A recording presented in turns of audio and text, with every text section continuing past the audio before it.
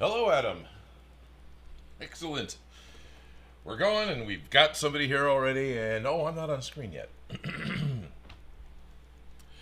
Hello, Adam Torbino, all of my other Discord members who may be watching, and all of you in the future who are watching a replay, thank you very much. Welcome to Sunday's Odin Makes live stream. I'm here, I'm Odin, and I'm talking to you. Boy, my whole introduction was messed up. Hello, welcome to Odin Makes live stream. My name is Odin. That's where Felicia would say, my name is Felicia. And welcome to the Odin Makes live stream. Felicia's out today. Really? Really? No, really. She's traveling. She's having some fun in Southern California. And as far as I understand, she is actually having fun in Southern California. She's on a trip for the enjoyment of going on the trip and not doing something work-related. So good for her.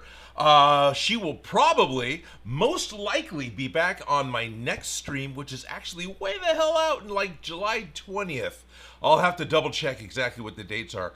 But I'm streaming today a week earlier than initially planned because next week I'm going to be going on a trip. Going to be going down and visiting some friends in Monterey.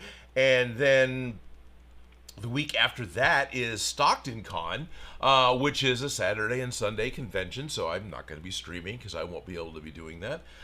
So the weekend after that, which might be the 19th, it's the 20th, it's the 18th, it's one of those. So it's going to be the third Sunday in July, which will end up probably being the only stream in the month of July. But is that going to work out? Yeah, that'll work out. And then I'll be coming back all tired and wind-burnt and exhausted after having a evening convention, which I believe is going to be, the convention's on the 2nd of August, and that's going to be a Saturday. And that is a evening convention. It starts at 3 p.m. and it runs till 9 p.m. It is outside in a park next to the Delta, the Sacramento River Delta system in community next to Pittsburgh and Antioch named Belfast or something. That's not it, though. I'm really sorry. Belmont, something like that. It's called NovaCon. So if you go look up NovaCon, I'm going to be there. I'm going to have a pop-up tent set up so I can have some shade while the sun's up. And I'll be bringing a few things out. And we're just going to be hanging out and saying hi and talking about props and having a good time. And so it's going to be a quick and easy. It's a free meet and greet. It's going to be a free con because it's in a park. And yeah, NovaCon's just getting their legs underneath them. So this will be a lot of fun to go with people who I'm used to seeing at SAC Anime, who are routinely cosplayers. They are now putting together NovaCon, and so that's kind of cool that we got some people that have moved from being attendees at a con to people who are starting to run their own. And I can appreciate the hardest thing with running a con, especially when you're going to do it as a brand new person who's potentially, I think this is their second con, who has potentially never really had a convention space before, is securing the money required to secure a space and the insurance.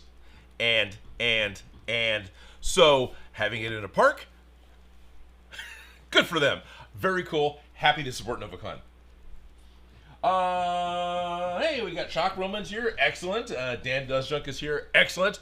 Both of my awesome moderators here. Dan, thank you so much for constantly popping in and being a little moderator. I don't know why I said that.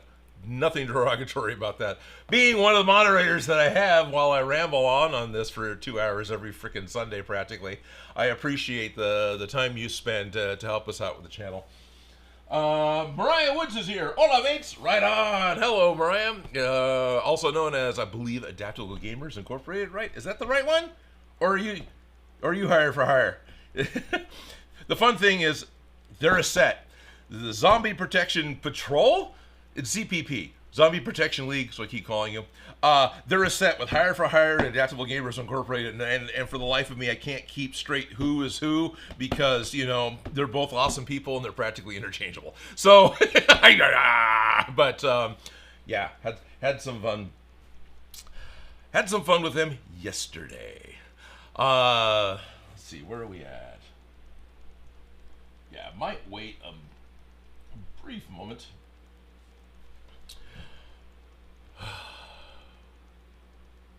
So Tuesday. Already I'm saying the wrong thing. Thursday and Friday of this past week, my day job, which is making videos for Department of Industrial Resources here in California. Department of Industrial Resources is the department that helps oversee Cal OSHA. This is the California version of OSHA.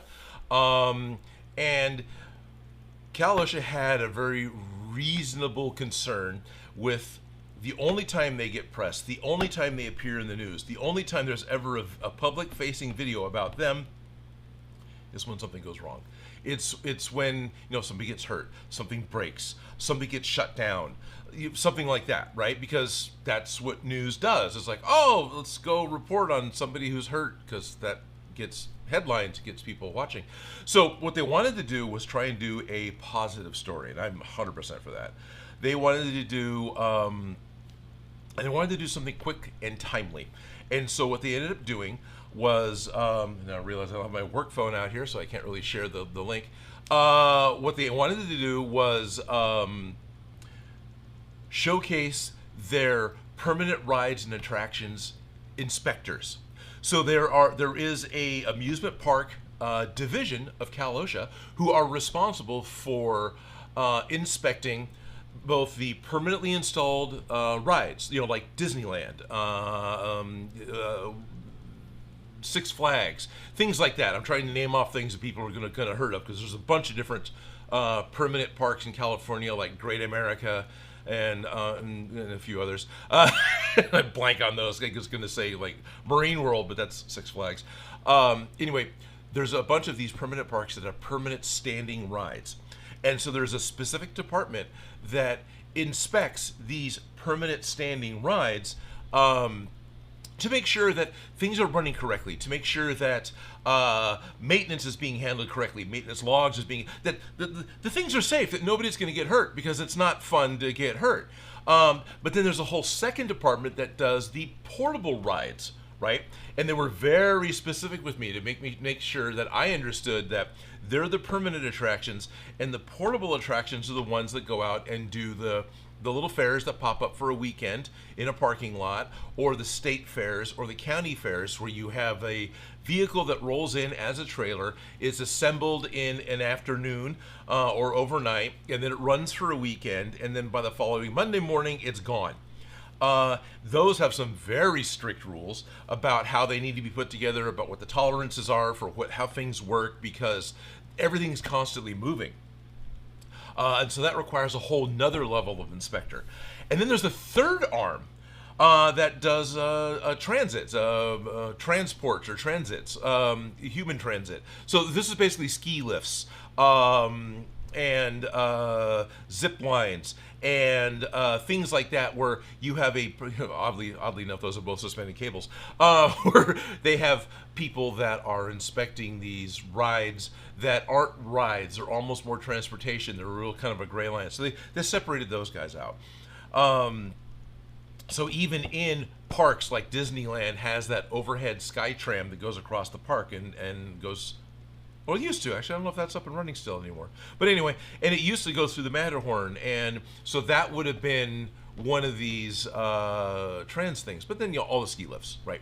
So 3 different groups. I was only working with a permanent standing group, and we went down, and they wanted to have a positive story made. So, like just 2 weeks ago, they reached out to Santa Cruz Beach Boardwalk, right? Here is the only active boardwalk ride and family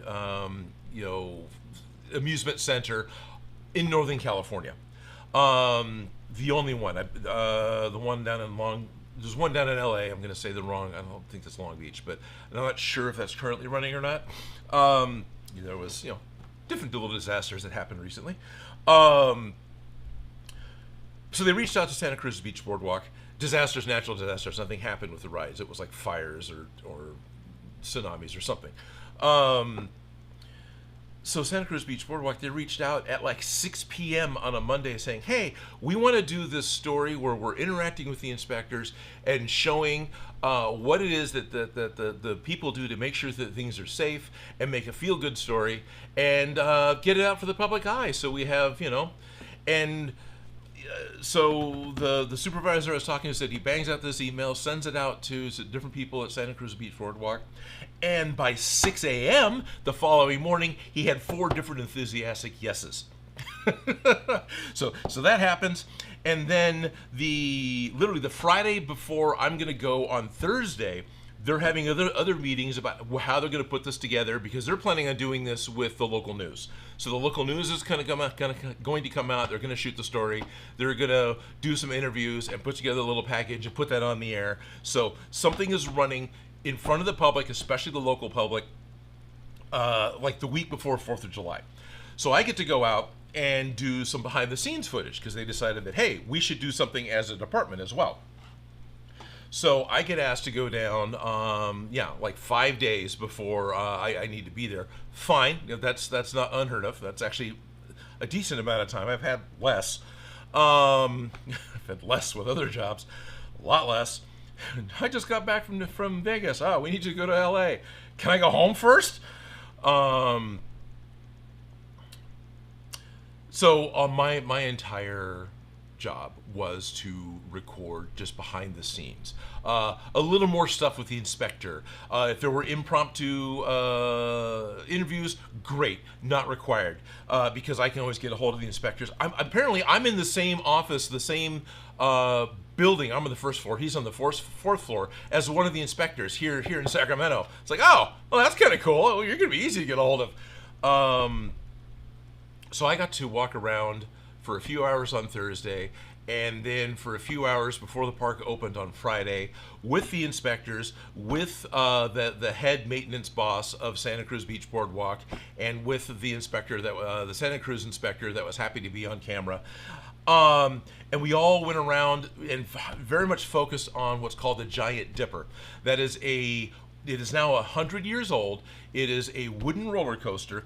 It is the roller coaster you've seen in, well, all the movies that's ever had Santa Cruz Beach Boardwalk in it, right? This movie gets on there. You see the carousel, which is actually older, and the Giant Dipper. It's in Lost Boys. It's in Us. It's in Bumblebee. It's, everything that's had some sort of shot of the Santa Cruz Beach Boardwalk. This roller coaster is in it. It's a wooden roller coaster. So the entire trestle structure that supports the track itself is all made out of wood. It's all made out of a particular pine that they custom order from up north. And there's a secondary wooden roller coaster within California, within trucking distance of Santa Cruz, right? So it's not like next door; it's hours away. But those two groups will actually pool their lumber order together and order from the mill, so they can then split the cost of the shipping to Santa Cruz, where it's easy to unload and they have the space to store it. And then Santa Cruz loads up whatever it is that this other amusement park wants onto a couple of trucks and ships it out to them, which I thought was pretty cool. That the Santa Cruz Beach Boardwalk has been family owned since the very beginning, and yeah, for the people that I interacted with, they love their jobs, they love their location, they love what they do, and they love that their people, their visitors come and have fun. And those things they want to keep doing. And so they actually encourage other parks, because why not? That's just more fun, right? And it's just goodwill, which I thought was awesome. So Steve D is here, Monkey's here. Okay, good. I got Mariah's names correct. So let's see. What am I trying to say? I just walked around the Big Dipper for the majority of Thursday, and then all of Friday morning. So here's Thursday night. No, I'm not trying to make an advert for Hot Dog on the Stick. But the beach boardwalk is, as far as amusement parks go, It's got a pretty small footprint. It's got a pretty big footprint, but it's got a pretty small footprint. So they really have a lot crammed into the property. So from the beach boardwalk side, the entire boardwalk side of the Cyclone has food stands, game stands, the entrance to the haunted boardwalk walk. All that stuff is in front of the roller coaster. So this specifically is looking up from a standing position on the boardwalk at the main climbing hill. On the far side of this photo, in the foreground here, there's a couple of trees and the hot dog on a stick. That's the side where the coaster rides back down. On the far side of that hill is where the giant chain is that clinks along. This is the thing that brings the roller coaster train up to the top of the hill, and then when it reaches the top and starts to crest, then gravity takes over, and the entire rest of the ride is done with inertia and gravity and rushing. And I guess the entire ride is like half a mile long.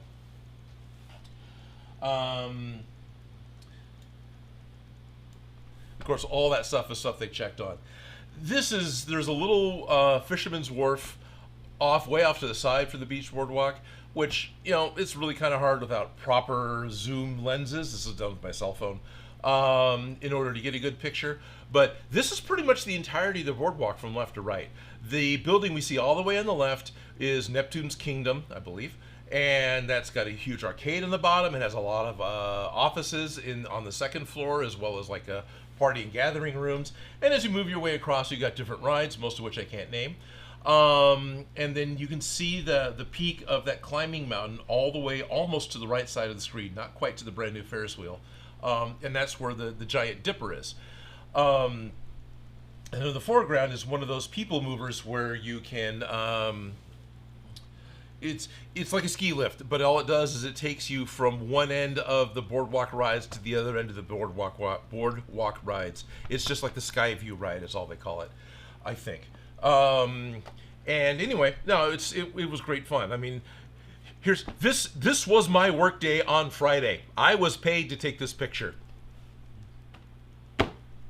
My job sucks. Yeah, no, not really. No, that was pretty freaking cool. So, yeah. Something else that was really kind of fun to me about I've only got a couple of pictures I took on my phone. Everything else is on official video camera, which I haven't dealt with yet. So in 1924, so 101 years ago now, this wooden roller coaster was conceived, designed, and then built in a super hurry. Basically, I don't know how long they took for designing it. I don't know how long they took to, decide on this is what they're going to do. But they amassed their army of workers, and from breaking ground to the roller coaster being completed and ready to run its trains, 47 days. 47 days. Today's age here in the United States in bureaucracy, you couldn't get a building permit in 47 days. Yeah. So that's pretty cool. And it's a huge, huge thing. One of the fun things to me that the inspectors had talked about, that they love wooden roller coasters. A lot of you may go, oh gosh, that thing's old. It was built in a hurry. This thing's going to be scary. No, the inspectors love the wooden roller coasters because basically they don't lie. And the coasters themselves, and they said they're practically a living thing. I mean, they're made from wood, and so wood is subject to temperature changes and moisture changes. So when the roller coaster is warmer and the air is drier, the trains are going to run faster than when the roller coaster has got more moisture in it and is in, it's more humid or whatever else. The trains are actually going to run a little bit slower. This is not a huge difference. The riders probably aren't going to notice, but there is a noticeable difference in running time for the cars to return back to the loading area between a dry coaster and a humid coaster, or a wet coaster. Sure, when it's raining, when a wet coaster. And that apparently holds true for all wooden coasters, not just the Giant Dipper. And the entire thing is made out of wood. There are joists and brackets and things that hold the all this wood, all this timber together, which is like mostly 4x6s. You know, it's huge pieces of lumber. A 4x6. It's 4 inches by 6 inches, which is I don't know. 4 inches is. I don't have anything here to compare with millimeters wise. I'm sorry, guys. But it is all made out of wood. Of course, the climbing chain's metal. The machinery that runs the chain is all metal and very old school, which also they really appreciate. The inspectors really appreciate. And then the actual track that the train runs on, the top side. The track itself is lumber. The top side has got a layer of steel on it. And so the train is able to run smoothly and faster because it's actually riding on a steel rail on top of the wooden rail. And it still has the little additional hooks and clips and things to keep the train on the track, right? It's got wheels that ride on top of the track. It's got wheels that ride on the side of the track. You know, it doesn't invert or do anything crazy because it's a wooden coaster. So it's really cool. It is honestly really cool. One of the things the inspectors love about the climbing mechanism to get it up the hill is it is brute force old school technology. It is a large electric motor that's been in place for a very long time. Apparently they did replace the motor at some point in its past, but it's a huge electric motor. Where the brushes are on the side of the motor, they've replaced the steel panels with huge, thick acrylic panels, so the inspectors can walk up with a flashlight and just look at the brushes in the motor to make sure that they don't need to be replaced without having to tear it down. It runs an 8-inch wide, 10-inch wide belt that goes up to a giant flywheel. So it's like a locomotive, right? So where you've got the small pistons pushing and it's making a giant wheel turn, and that's what's propelling the train along. Exact same idea. So you've got your small motor that's running with this belt that goes up to the giant wheel that makes the giant wheel go, and that's connected to the cog that runs the chain that pulls the car up to the top of the hill. At this point, they're using synthetic belts, and they've got like 8 of them on hand, right? So they've got backups, and they've got belts, and they can switch them out and give them a chance to get a break, so none of them get hardcore worn out. They used to be leather belts. So 100 years ago, this 8-inch wide belt that ran the roller coaster was made out of leather, and they still have some of the leather belts, and they take care of them because under certain conditions, they're concerned that they may have to put the leather belt back on.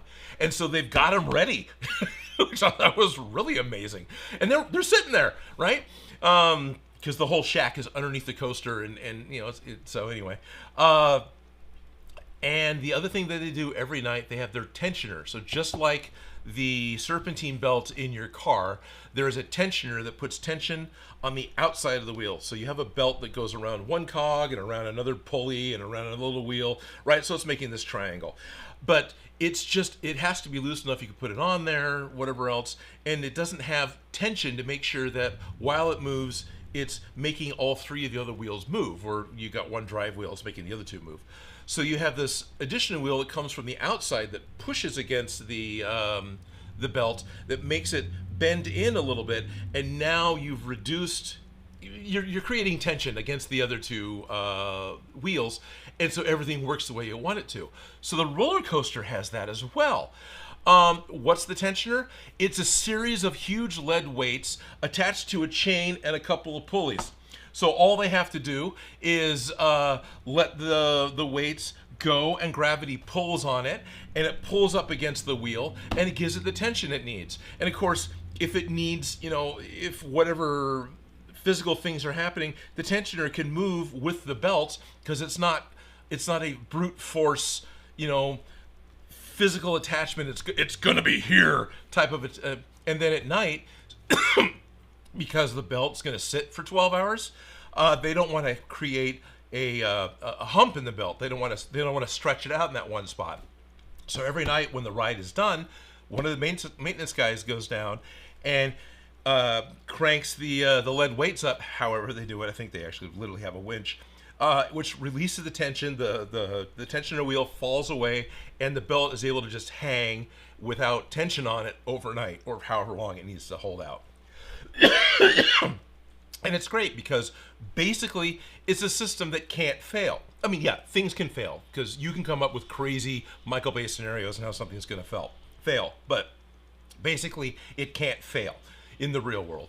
And so, yeah, the inspectors love these living, breathing roller coasters that react in different ways and can't hide their sins. You walk by, it's like, look, the timber's splitting. That needs to be replaced. Santa Cruz is on it, and they actually almost always pre-paint their timber before it gets added back to the roller coaster, because it's easier. You know, it's easier to paint it when it's in the shop than it is when it's up in the air, as well as if you paint it beforehand, then all the little pieces that go behind all the connection plates, and you have two pieces of wood that almost touch each other, you're not going to get a brush in there. But if you get paint on those end grains, the wind from the ocean is going to blow moisture, salt, and sand in there, so it's all protected, and it lasts a lot longer. There is the occasion that a piece doesn't get painted beforehand. They didn't explain why, but the inspectors were pointing a few out, going, "That's kind of funny. That one's not painted. That one's not painted. And that one's not painted." But there's reasons, and I don't know what they are. So that was what I got to do Thursday and Friday. Oh, woe is me. It was so horrible. And of course, one other thing I got to do that was really kind of fun, once the news camera was there, once we were doing the full interview, I mean, I got to walk around all these places on Thursday, but then additionally on Friday, we got to walk in the little tunnel where the train starts. So, sorry this is a vertical picture, it made more sense when I was holding my phone. You have this chain that runs right up the center of the screen, center of the image. That is the chain that grabs the bottom of the train and hauls the roller coaster train up to the drop tower. Way up in the top of the white glowing things, you might be able to make out a little dark spot. That's one of the inspectors with a safety fall harness on, walking up to go inspect the cog that's at the top of the hill, because they have to do that too. But this whole tunnel is where the car races through in the very beginning of the ride. And this is not something that people can be in while the ride's running, because there's not enough room on the sides for a person to stand and for the train to go by. And so it was really cool to me to be invited to get to go in here and get to go walk this tunnel. And even the news guy who's been out here a few times to do different stories with the boardwalk, he's never walked this tunnel before. He was thrilled to go and get to do this. So yeah, that made it really kind of really cool to me that I got to do that. And so yeah, very happy about that. Within Discord, it'll probably be later today or tomorrow. I'll do my best to remember to post. There is the news story that did this ended up putting their video out. I believe it is publicly viewable. I don't know if it's strictly a feed for other stations to carry, but it's a 3-minute piece or a 2-minute piece, because that's what the news is, right? It's short. All about it, and chances are I'm in the background of some of those shots with my tan hat. So, because generally speaking, I wear a big wide brimmed hat because it's the best, sunblock to keep the sun off my face. Yeah, so that was Thursday and Friday, and that was really cool. I left a little late coming back on Friday, so what should have been a 3-hour drive from Santa Cruz to Sacramento was a 6-hour drive from Santa Cruz to Sacramento, and that sucked. That was when I was already tired and already, looking forward to, okay, I'll be home in like 4 hours because traffic's going to be a little more, and it ends up being 6 when for an hour I traveled like 3 miles. That was brutal for me because I don't do that regularly. I do my best to avoid traffic because I know in my area when and where it is, and I have no personal value in sitting in a car waiting for the car in front of me to inch forward. So anyway, I'll quit bitching about that.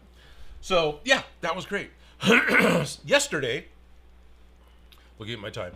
Yesterday, we had some friends come over and we messed around with craft projects. Shop Grumman worked on an upcoming cosplay that they've been trying to do forever. as well as Hire for Hire and Adaptable Gamers Incorporated came over to hang out. My logistics specialist, you may have seen on Discord on occasion, he came out. So at one point in time, the three of us are messing around with the laser cutters. I ended up laser cutting some foam for Adaptable Gamers to make little micro buffers that they could sell at cons, because that's, you know, they usually have a table at cons where they make stuff.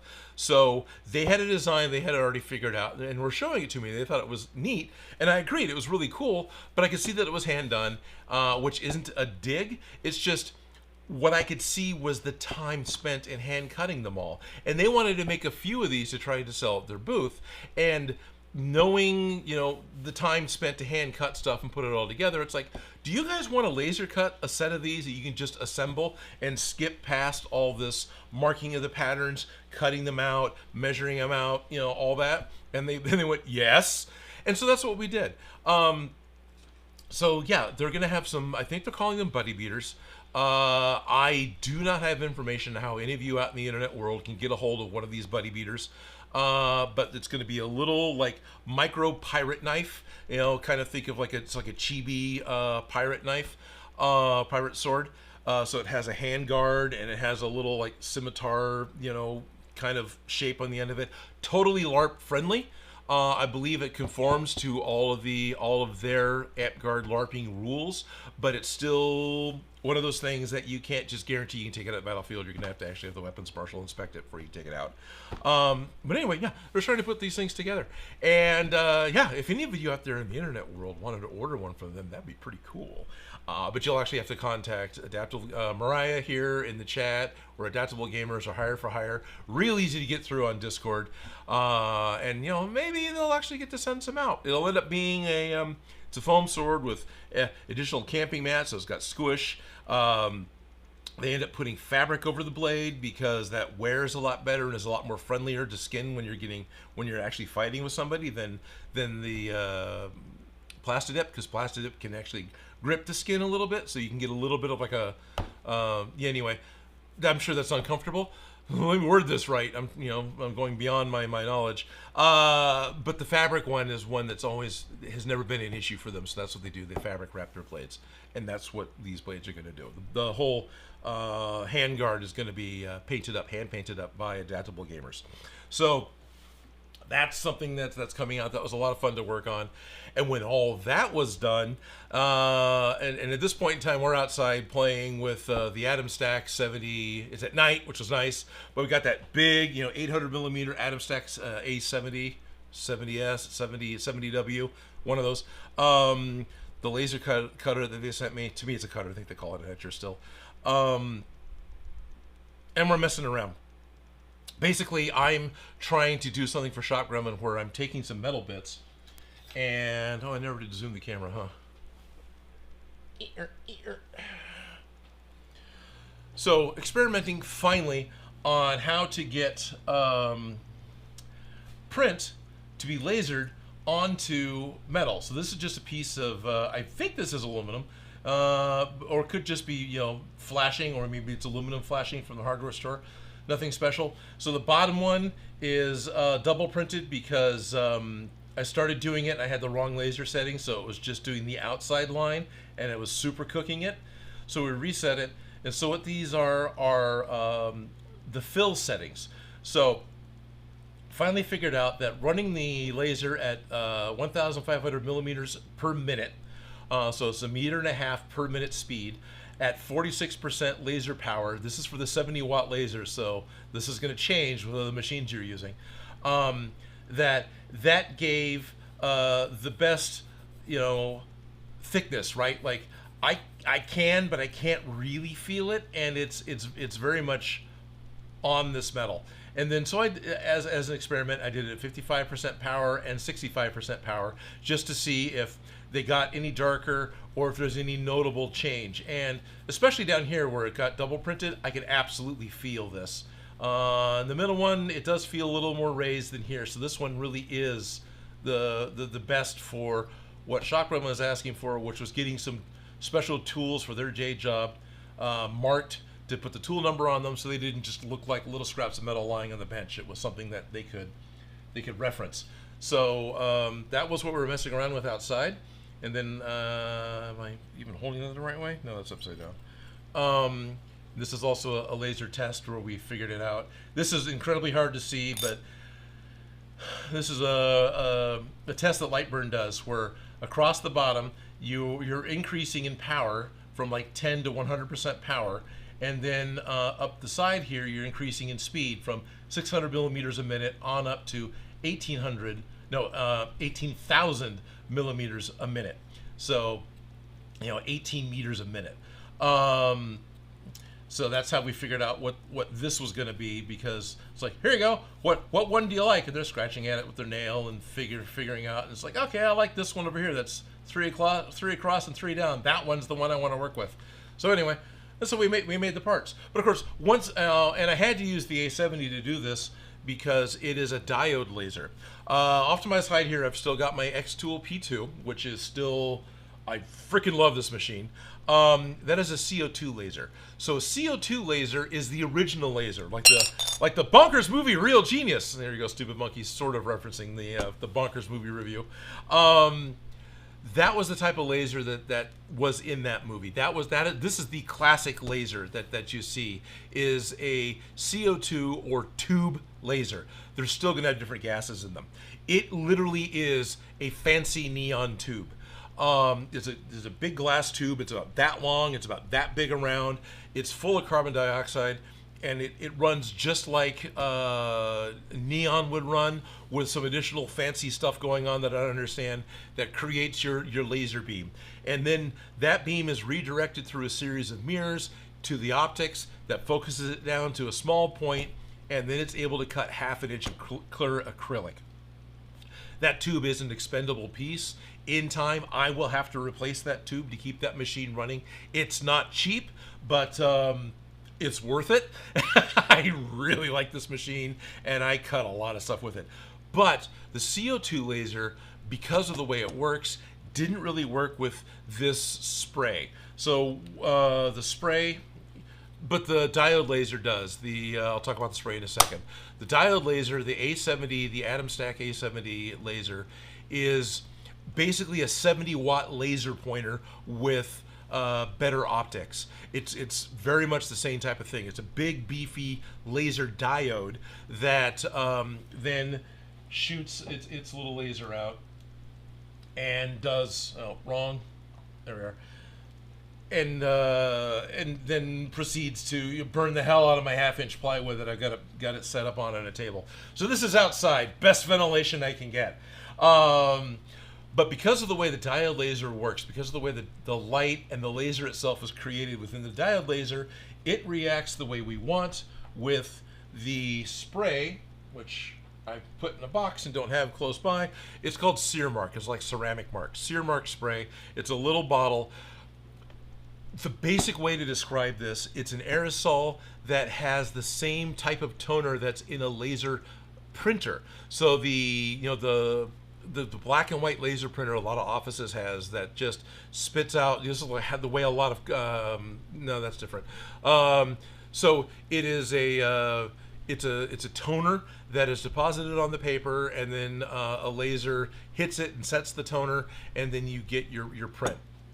That toner, that laser toner, is suspended in an aerosol spray. So you just spray the entirety of what you want to work on. I don't have a picture of it. Turns it all this like dull 50% gray, and then you hit it with the laser from your laser machine, and that sets up the toner and bonds it to the surface that's attached to. Hopefully, that still took some figuring out, but yeah. That is the way that way back when Felicia and I were doing the Catra costume, and this was when I first found out about this marking spray, because one of you guys told me. We wanted to do the belt with the Horde symbol on it. We needed to have sprayed that belt buckle blank with this Sear Mark stuff, and then lasered the design onto it, and then we would have had the black and white design on the belt buckle, because this is only, it's not even really black, it's like 70% black. in printing whatever type turns, right? It's a very dark gray, but it's on there. I mean, I could sand it off, but it doesn't scratch off of my fingernail. It doesn't wash off. In fact, that's what you do when you get finished with the part. You've got your part lasered with the numbers or whatever you want to put on it. You then take the piece to some water, and you can just rinse off the dried stuff that isn't set up, and it comes right off. And then you're left with the words that you want if you had your settings correctly. And if you don't, it washes off too. So we have all that set up, and we get all that figured out, and that's fun. But at this point, my friends who are over hanging out with me, realizing it's noon, edit, public, done, playlists, Ghostbusters, live streams, done, save. So at this point, my friends are hanging out with me, and we're screwing around with this laser, and have been for a while. I realized they needed to have some fun too. They've been watching me, and they got to hit the button, right? You hit that button to make the laser go, and then we're setting up with light burn, and I know that Hire for Hire is trying to learn the program a little bit because they've got a laser death machine that they're trying to get set up so they can do some stuff. So it's like, okay, you do this, you do that. I'm trying to show the program a little bit, right? I'm trying to get stuff done, so I'm not super, letting them hit all the bells and whistles, but still trying to include them. So up to this point, they've just been watching me work on, both their knife project, the Buddy Beater project, and this tool marking project that's, while interesting, is, it's not an artsy thing. So my logistics specialist at one point says, "You ever think about, putting something on a piece of bread? You ever think about just like lasering, something like that?" And I immediately said, "Yeah, actually, I've been eyeing the bag of Doritos in there, wondering about lasering something onto a Dorito." And then he goes, "Oh, let's do a tortilla." And I went, "Okay, yeah, go get a tortilla." And they all look at me like, "What?" It's like, "No, go get a tortilla. You guys should laser a tortilla." So they started to take the Adam Stack 70, this lovely high-tech, large format laser cutter, and I'm on the wrong window here. Started trying to figure out what were going to be the best settings to laser a tortilla. and it was great because you could this was set up outside, right? So I would go back inside and get a drink of water, and I could look out the window, and you could totally see the stance of my logistics specialist. That's his name on Discord, because he went from, "Oh, this is really interesting and fun," to this, "I'm an evil assistant, I'm an evil scientist assistant," and just this total change in this. He's like playing with, because they've all watched, they're playing with the speed the laser is going to run, the power the laser is going to cut with, because that's really all you can do. And then there's another setting where you're either drawing the outline of the letters or you're filling it in, and it's doing it like the old school dot matrix, right? It just goes back and forth, line by line, and gives you a solid letter. And they were just having a blast. It was a lot of fun to watch them all work on the best way to go about lasering a tortilla. And as you move along, you start figuring out things that you want to do. Like, okay, if we're going to laser this tortilla, and if we're going to do anything with it, we probably should put a piece of aluminum underneath it, so the nasty wood that Odin's been cutting all sorts of, EVA foam and other God knows what, isn't being transferred to the bottom of the tortilla. So they're still figuring it out here. You can kind of barely see in the behind the safety, that little yellow plastic in the center is a type of acrylic that has the wavelength blocking that makes it safe to look at the laser. Generally, especially when you're doing it next to a piece of aluminum foil, it's going to reflect it everywhere. You keep your goggles on. We all had our goggles on. But if you look closely, you can kind of see a little bit of some of the test writing. There's like a dark line going past the hot spot of where the laser is. But in time, and with a couple of bits of trial and error, double-sided, printing and whatnot, ended up finding out exactly what our corn tortilla etching parameters were for my A70. So the proper way to burn words into a corn tortilla. And it's great that we got that figured out. And I'm very happy about that. So we ended up with being able to laser up a corn tortilla.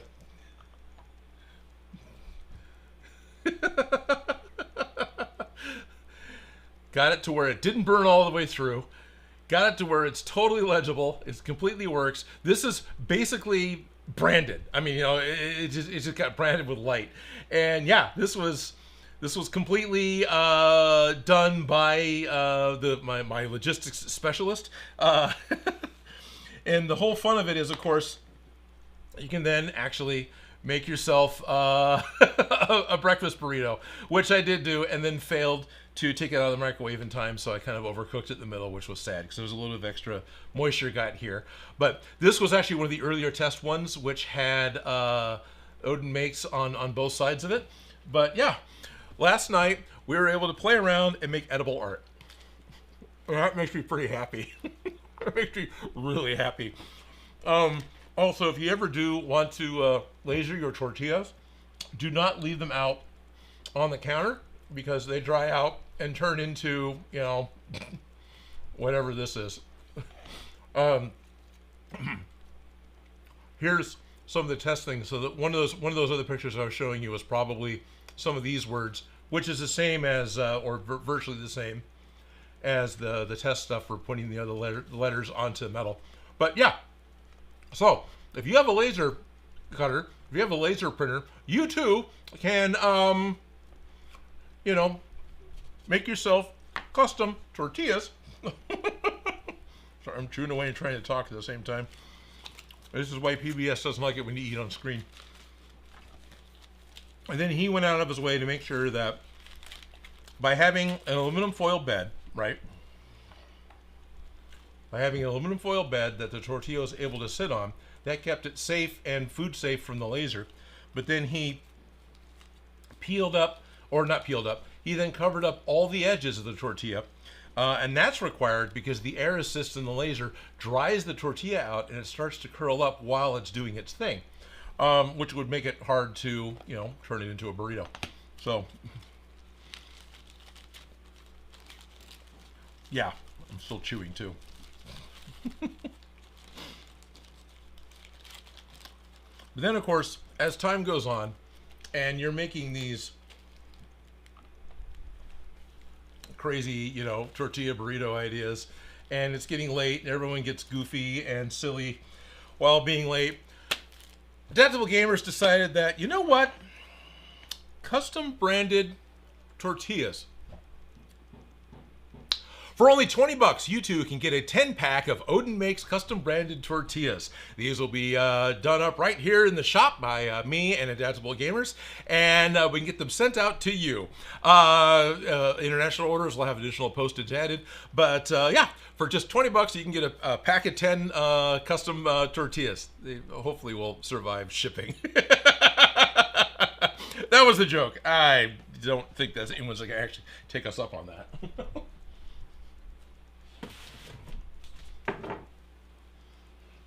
So, that's what I did over the weekend. I guess it's still the weekend, but it was a lot of fun.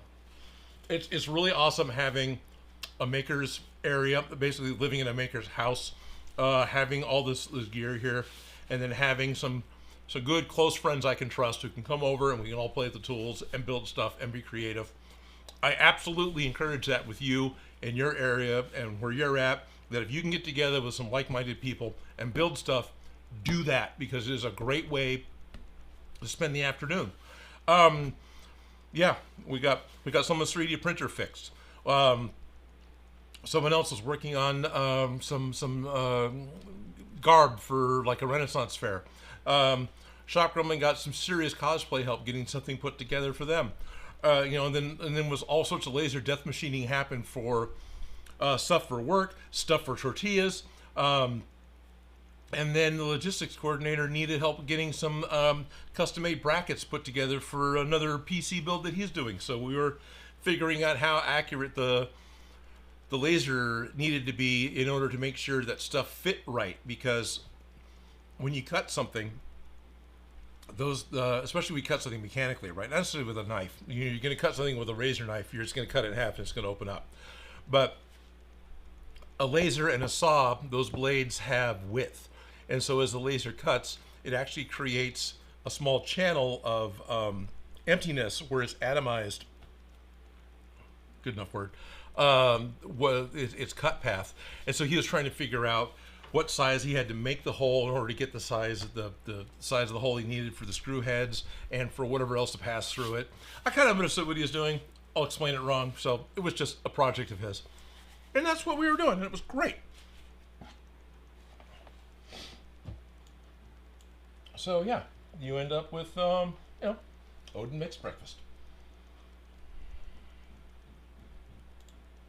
All right. Super long-winded stuff about what's going on. Sorry if I talk too much.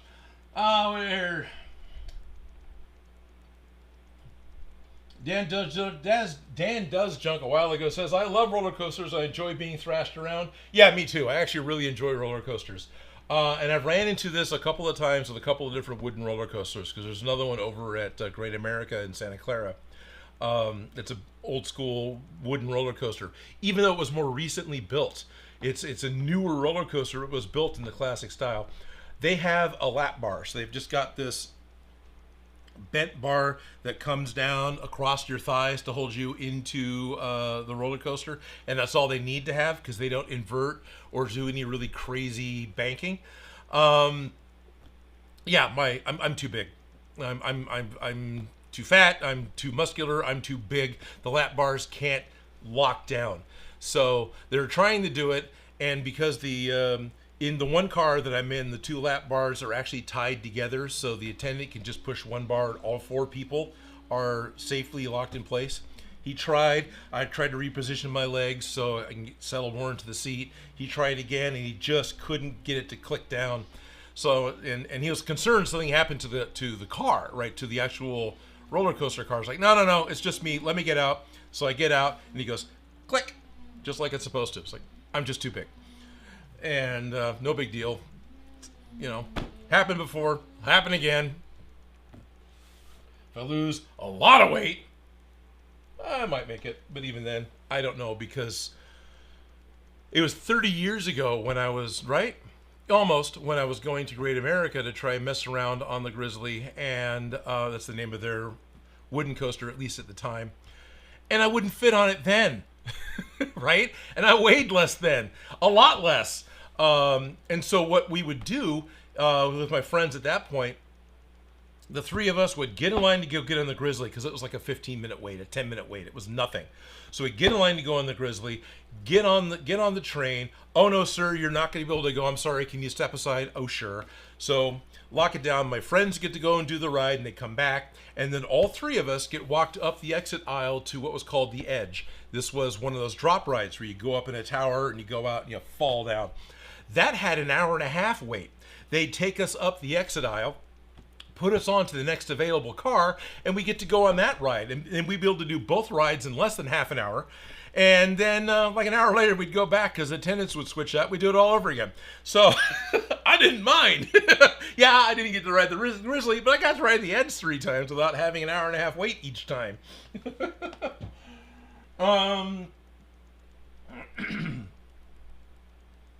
Nice. Louis Causey is here, and he says, Odin, I've seen videos of armor being made from plastic buckets. It's a good reason to frequent Firehouse Subs for their cheap 5-gallon buckets. Sir Odin the Knight. I have made a spacesuit from 5-gallon buckets. Basically, I took 2 5-gallon buckets, because if you look at them,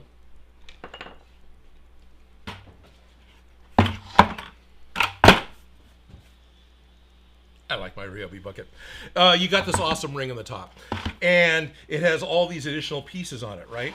Well, what I did was I took 2 buckets and cut them, because they're made to fit together, right? The sides are tapered, and they will fit together and stop at the ring here.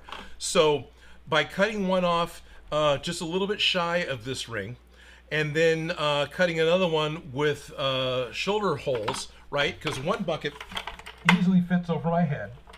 So that becomes the collar out on my spacesuit, and then the other cut ring that's separate that just fits inside of the first one is how to attach the bubble helmet from the spacesuit to the rest of the suit. And then you decorate this up with additional, tubes or I had put strips of styrene and a few other things on it to help hide the bucket look. I left some of this ribbing exposed because it was kind of cool too. So you had just a little couple pieces here and there and rivets and screws and whatever else on it. No, you can't really do that. You don't want to interrupt the inside because you want the two halves to slip together. But yeah, that works really well. And it is a very cheap and easy way to get a usable spacesuit like bubble helmet, or you could probably do like an alien style one too, where it's half armored, that comes off without a problem, goes on without a problem, fits together, and looks pretty good. And then this is plenty big enough for the oversized neck ring stuff, right? Anyway, that worked for me. That spacesuit ended up going to Burning Man with me a couple of times. I did not wear it during the day. You put lights in it. It was one of those things that, I loaned to somebody and it just never came home, so I don't have it anymore.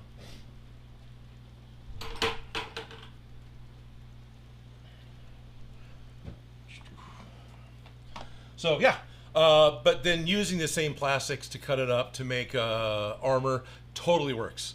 And it's lightweight, and I'm sure there are movies that have done that for plate armor and stuff for security guards, within their sci-fi universe or the dystopian universe. Absolutely, that'll work.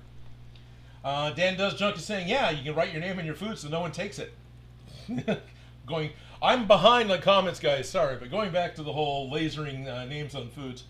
Adventures of Alex Stoner. Hey, Odin, how you doing? Pretty good. Having some adventures. Trying to share some with you. Ralph Morick is here. Seven Samurai Spirited. Hello. Dan Delsjunk says, my logo is round, so it's perfect for tortillas. Coming up in July, we're going to have the Odin Makes tortilla burning party, where everyone's going to come over and we're going to figure out the most efficient way to brand tortillas. Anyway. Shadowlands Radio says, hey, Odin, just got a couple of videos done. One of them is up. The other is going up tomorrow at about 3 p.m. Central Time. Shadowlands Radio has been a longtime viewer and frequent contributor. Much appreciated. Not asking you to do that now. But yeah, they've got a couple of videos put together, which is very cool. They're making magic wands. They're making, right?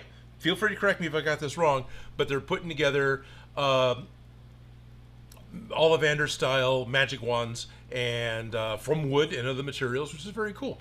So they got a couple of videos put up right now. Shady just woke up. Daptle Gamer says the real science is for just $19.99 burritos. Ralph Morick says, good morning, Shady. Bernie Davis is here. Oh yeah, a friend of mine used to make custom airsoft samurai armor from buckets. Yeah. Bernie Davis says, big bucket. Yeah, that's the 5-gallon bucket, which hopefully has got real world units going on here too. Nope. It's a leak tight brand bucket, which is, one of those brands I see often. 5 US gallons, NRC 70 mil, which doesn't mean anything. It's not 70 milliliters. What do we have on the side? Oh, look at that! 3.5 gallon, 13 liter. So 2.5 gallons, we're looking at 9.5 liters. So this would end up being a 19 liter bucket. That's how big this is.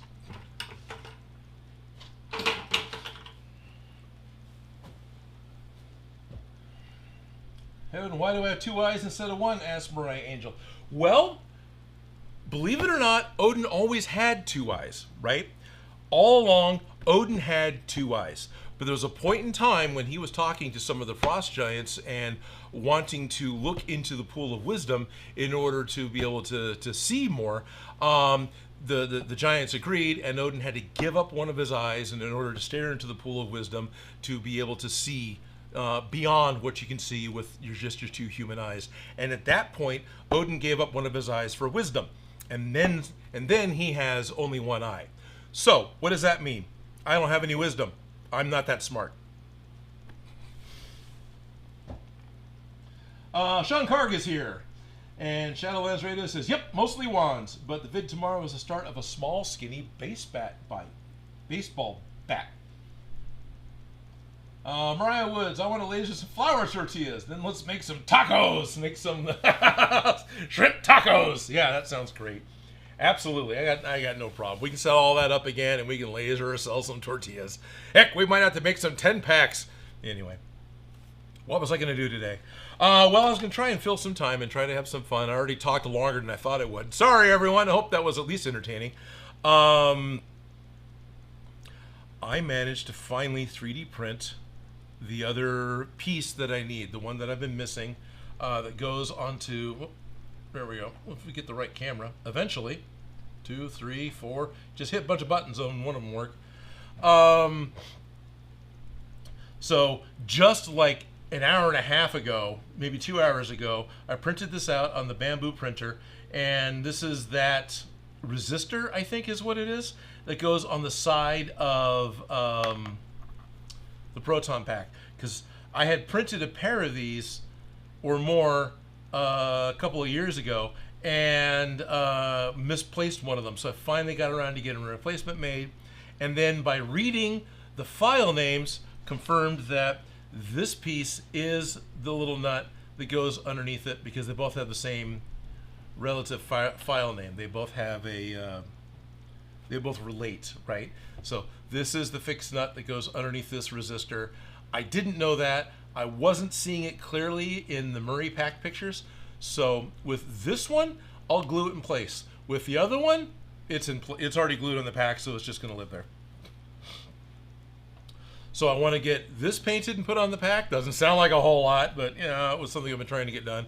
And then there's some additional tubing I want to add onto the pack. And then I'm also still happy to talk to you guys, which is really something I look forward to. Every live stream is getting to interact and talk with you guys. I don't have any mail today. I didn't see anything new come in. I don't have any packages that were like a lot of fun to really talk about. Unless you want me to talk about the new cameras I got for work, because that Ace Pro camera I was super excited with. And yeah, definitely if I ever need to, if I can afford it, whenever I need to replace all the other cameras I got running here, I'm absolutely going to be getting myself the Insta360 Ace Pro or Ace Pro 2. I only have the Ace Pro right now for work. Action camera. This is a GoPro style camera. This is not a sponsored thing, by the way. I've heard this spiel a lot from Colin Furs, but this is not a sponsor. This is just me being excited about a new camera that I bought. So it does a lot of really cool stuff. It does low light really well, a whole bunch of really fancy stuff that's really cool. Why it would be really useful for me, and I haven't even edited it with it yet, but I know that it'll work this way. It records 8K. What does that mean? If you're not familiar with what those numbers mean when you're looking at a 4K monitor versus an HD monitor versus, say, a standard definition monitor, it is effectively, especially now that we're in LCD world, it is the number of pixels that are displayed on the screen to create the image that you're looking at. In general terms, you're getting a sharper, better picture. But in editing terms, when my output is generally just going to be HD, most of my videos are only output as an HD video. I think some of them have been 4K, but an HD video is... I'm going to say it wrong. It's 1080 pixels tall by 960 pixels wide, right? So you end up with your image that's about so big. And that's what this is, the HD standard. This was the HD TV revolution that happened back in the States in the late 90s, early aughts, replacing standard definition video, which was only 520 lines tall, so a fourth, by, you know, I'm forgetting right now, 640, I think it's 520, 640 wide. So it was literally 1/4, so a little bit bigger than the QR code on this piece of paper that you can't see. This is, if you really, really, really want to do this. This is just a manual to... Oh, this is the manual to my thermometer. But anyway, so that's all this QR code is, nothing exciting. So standard definition would have been kind of just this piece. So HD made it this much bigger. But then going from HD to 4K isn't just doubling the size like this, it's doubling the size twice. 4K is taking your 1080 and then it's doubling it to being, it's taking your 520 and doubling it to be 1080 wide, but then taking your 600 and making it go out again to 1920 pixels wide, 1920 pixels wide. So that's your HD. I'm going to run out of paper here in a hurry. So that's your HD thing. 4K came along, same ratio. Now it is, instead of being 1920 wide, it's 3840 wide, right? Double wide, and 2160 pixels tall. So the same amount of, like, you could put 4 HD images inside of one 4K image. You could almost put 4 standard def images inside of your HD image. 8K, guess what it does? You can do 4 4K images inside of your 8K image. Why does that matter when you're editing? I'm constantly with these cameras having to do the focus zoom. So it's my lenses don't actually zoom, right? They just focus. So I can use a portion of the camera. This is shooting 4K, where I can double click the power button, or just click, I guess, and it does a focus zoom where it goes in close, and I can actually make sure that my subject is zoomed, is in focus correctly. That's all that this is made for. I use it like this in order to get a closer image for you guys. But you can do this in post when you're editing. Dan knows this too. If you're editing in an HD timeline, so my final output is only going to be HD resolution, and you bring a 4K image in, if it's at 100% size, then you're only seeing that 1920 by 1080 window within the 4000 pixel, basically. That's why it's called 4K. They rounded it up. It sounded better. Within the 4K image. So you can move all around inside of this 4K image, and it's still 1-to-1 pixel ratio for what was recorded. You're not creating new pixels through interpolation through the program, which introduces fuzziness, right?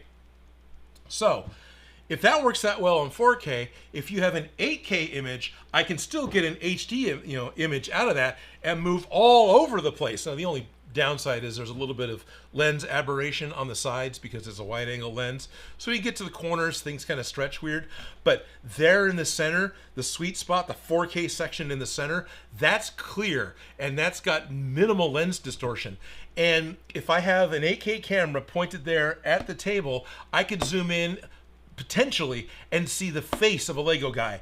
And I am super excited by that idea, that I could then punch in post and get a zoomed in image, but then zoom it back out to 25% scale and still see the majority of what the camera saw.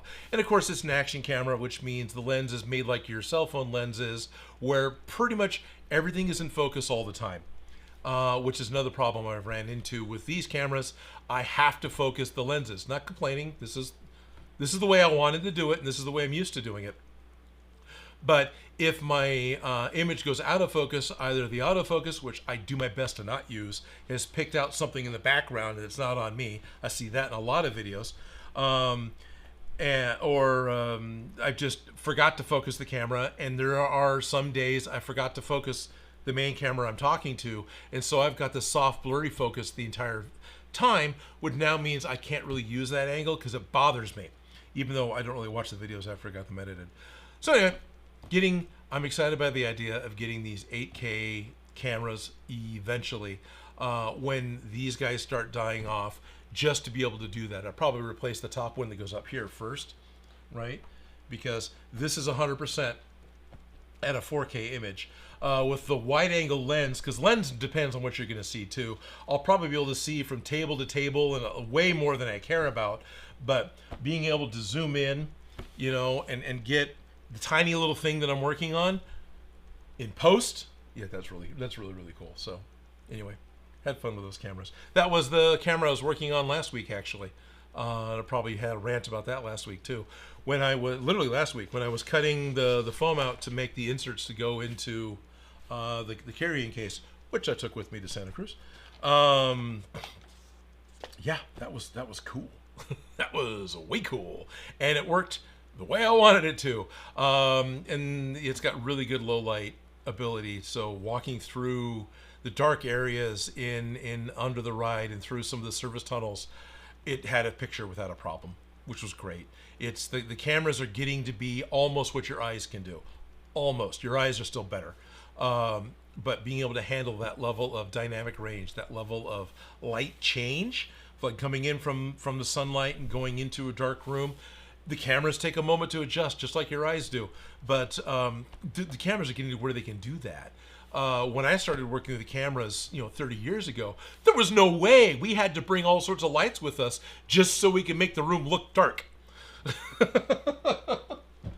gonna need to spray paint this.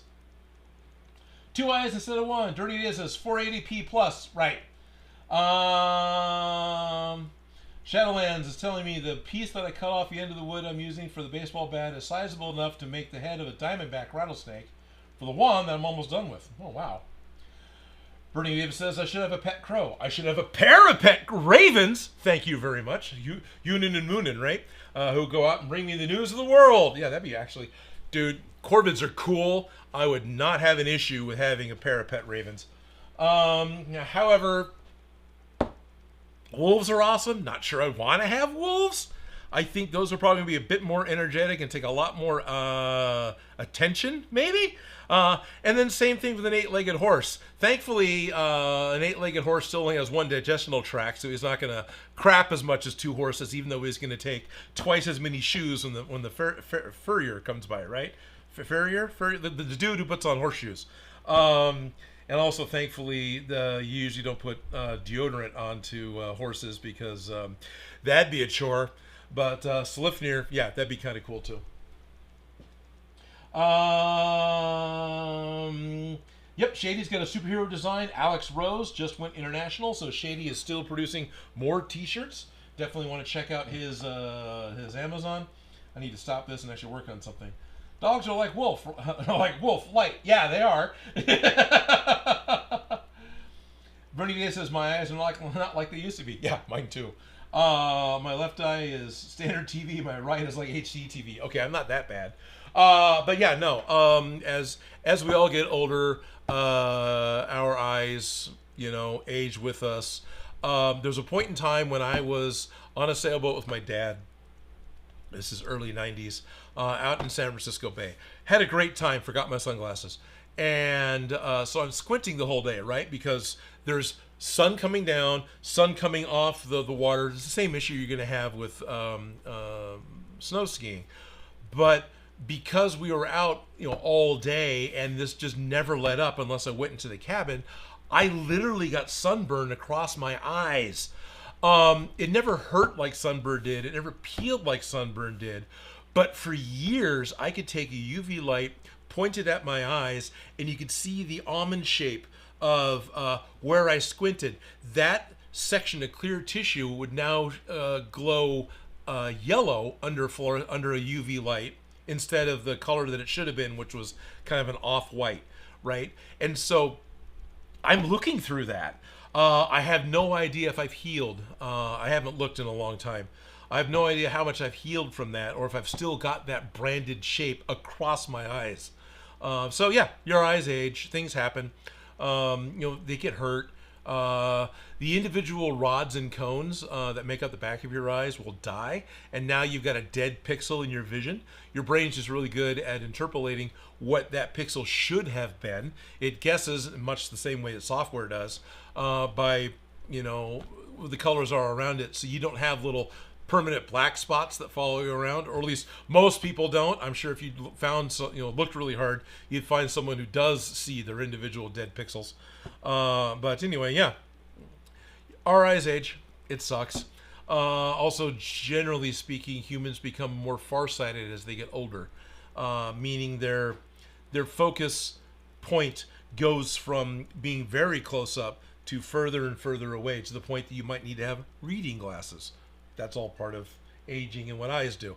I've always been nearsighted. So if I'm nearsighted and become farsighted, and my focal point has always been kind of ended right about arm's length, maybe a little bit further, the screen's not quite in focus.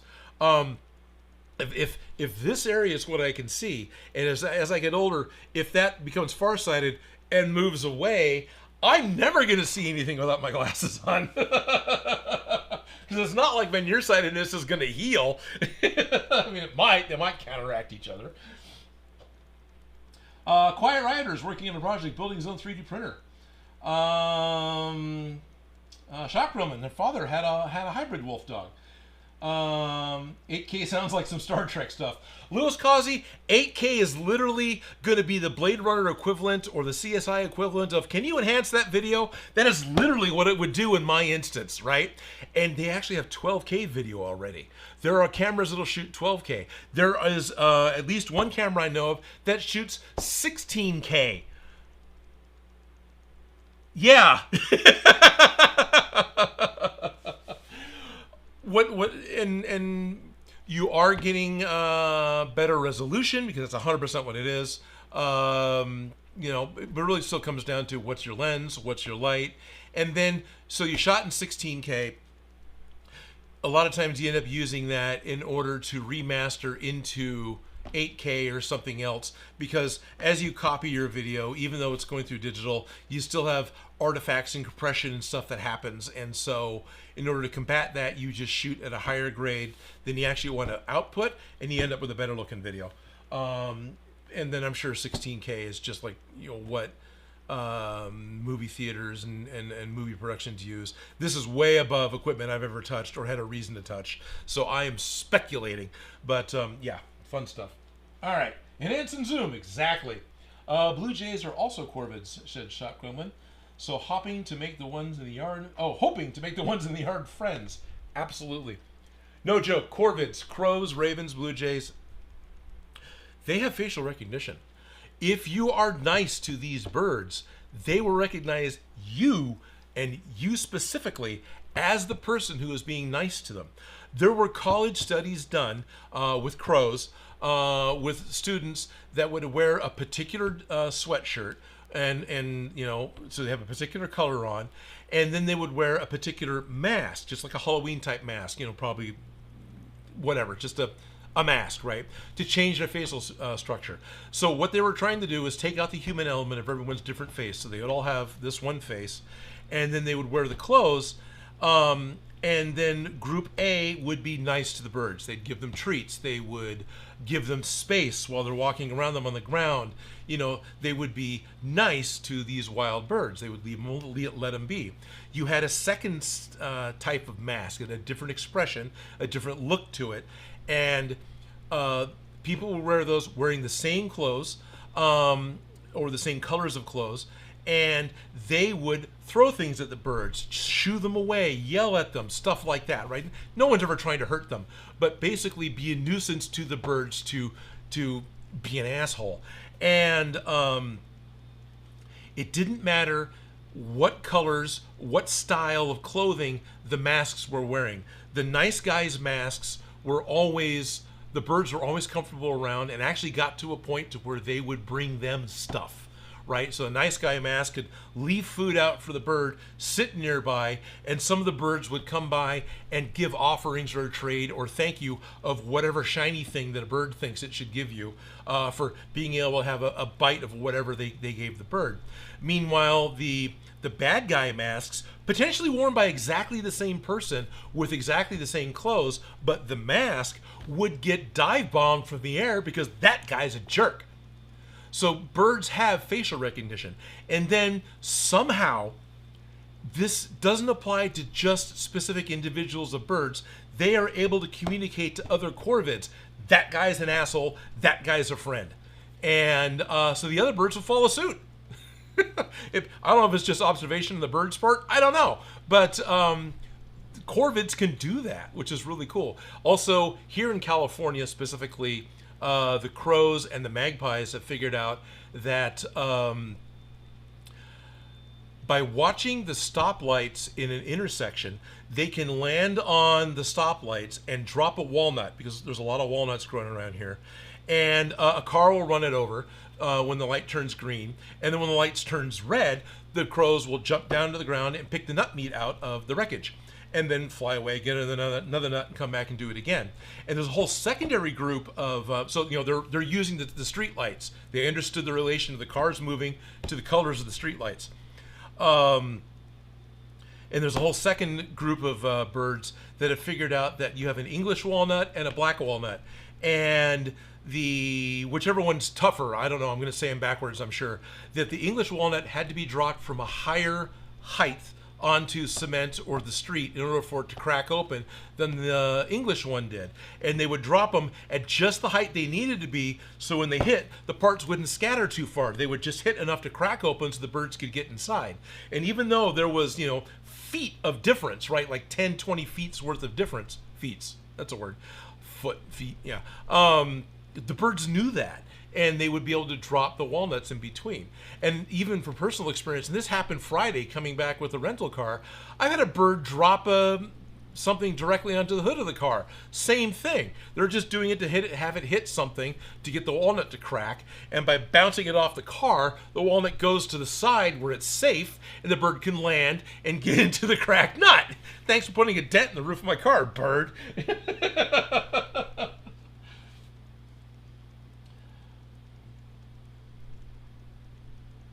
Oh yeah, there is issue with I'm hearing Lewis's talk about the wolves, and the new telescope is taking awesome pics billions of light years away.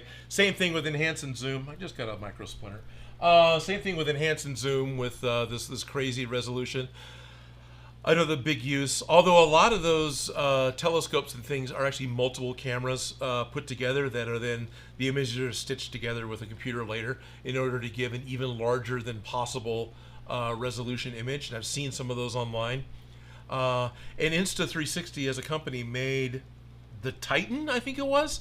It was a series of 10 8K cameras that were all arranged taking vertical image, right? So you have your horizontal image, well, they're all arranged to take a vertical image around a bowling ball sized camera sphere with one on top and one on the bottom. And then it was able to shoot 360 video. That was fun to work with. Department of Water Resources had one of those. They bought it to do a virtual tour inside the dams because they used to do physical tours. People could actually go into the dams. Can't do that anymore. Laws have changed. So they were doing this virtual tour inside of the dam, going into areas that were non-sensitive but interesting.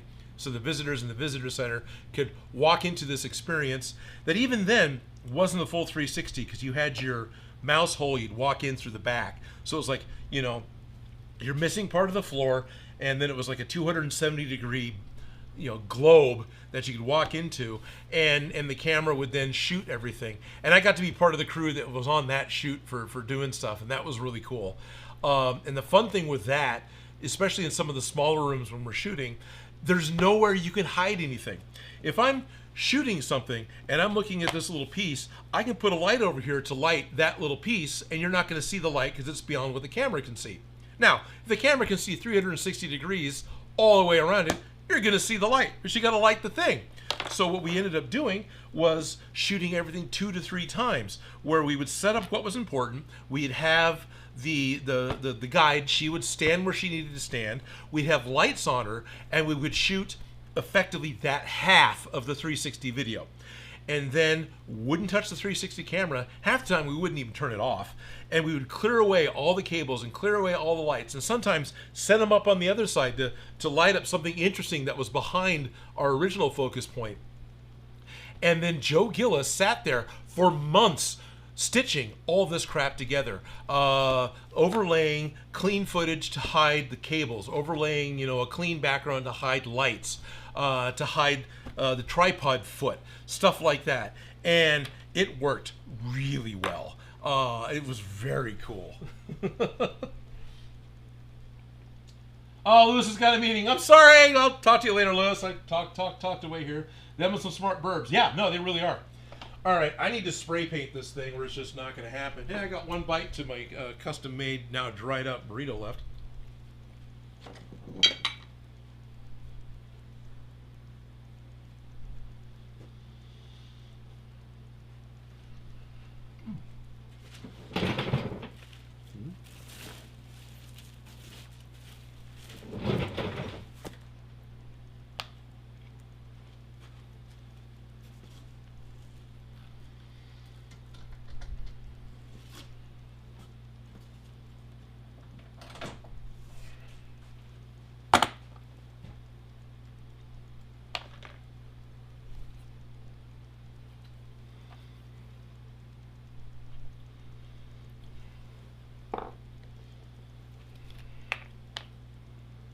So what I'm going to do is I'm going to super glue a bit of coat hanger, which is what this is with paint all over it, into the hole that was put into the Q-Pack part for this resistor that I need to put on the side of the Proton Pack. So I got a drop of super glue in the hole. This is accelerator, which I'll just spray on the coat hanger, and then I have to put that in there and let that sit for a second. And the accelerator should kick off the super glue inside the hole and end up gluing the two things together. And then I can just snip off. And now I've got a fancy thumbtack that I can put onto the Proton Pack. And I can also stick into this piece of foam to hold it in place so I can spray paint it.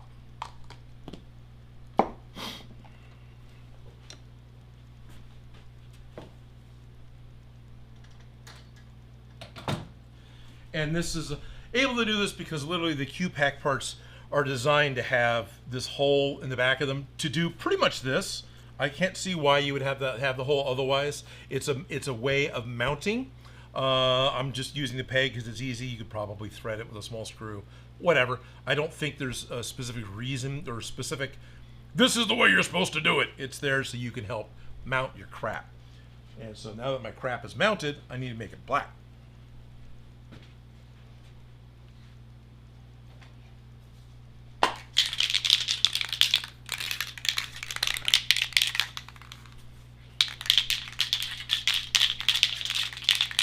Don't do this at home, kids.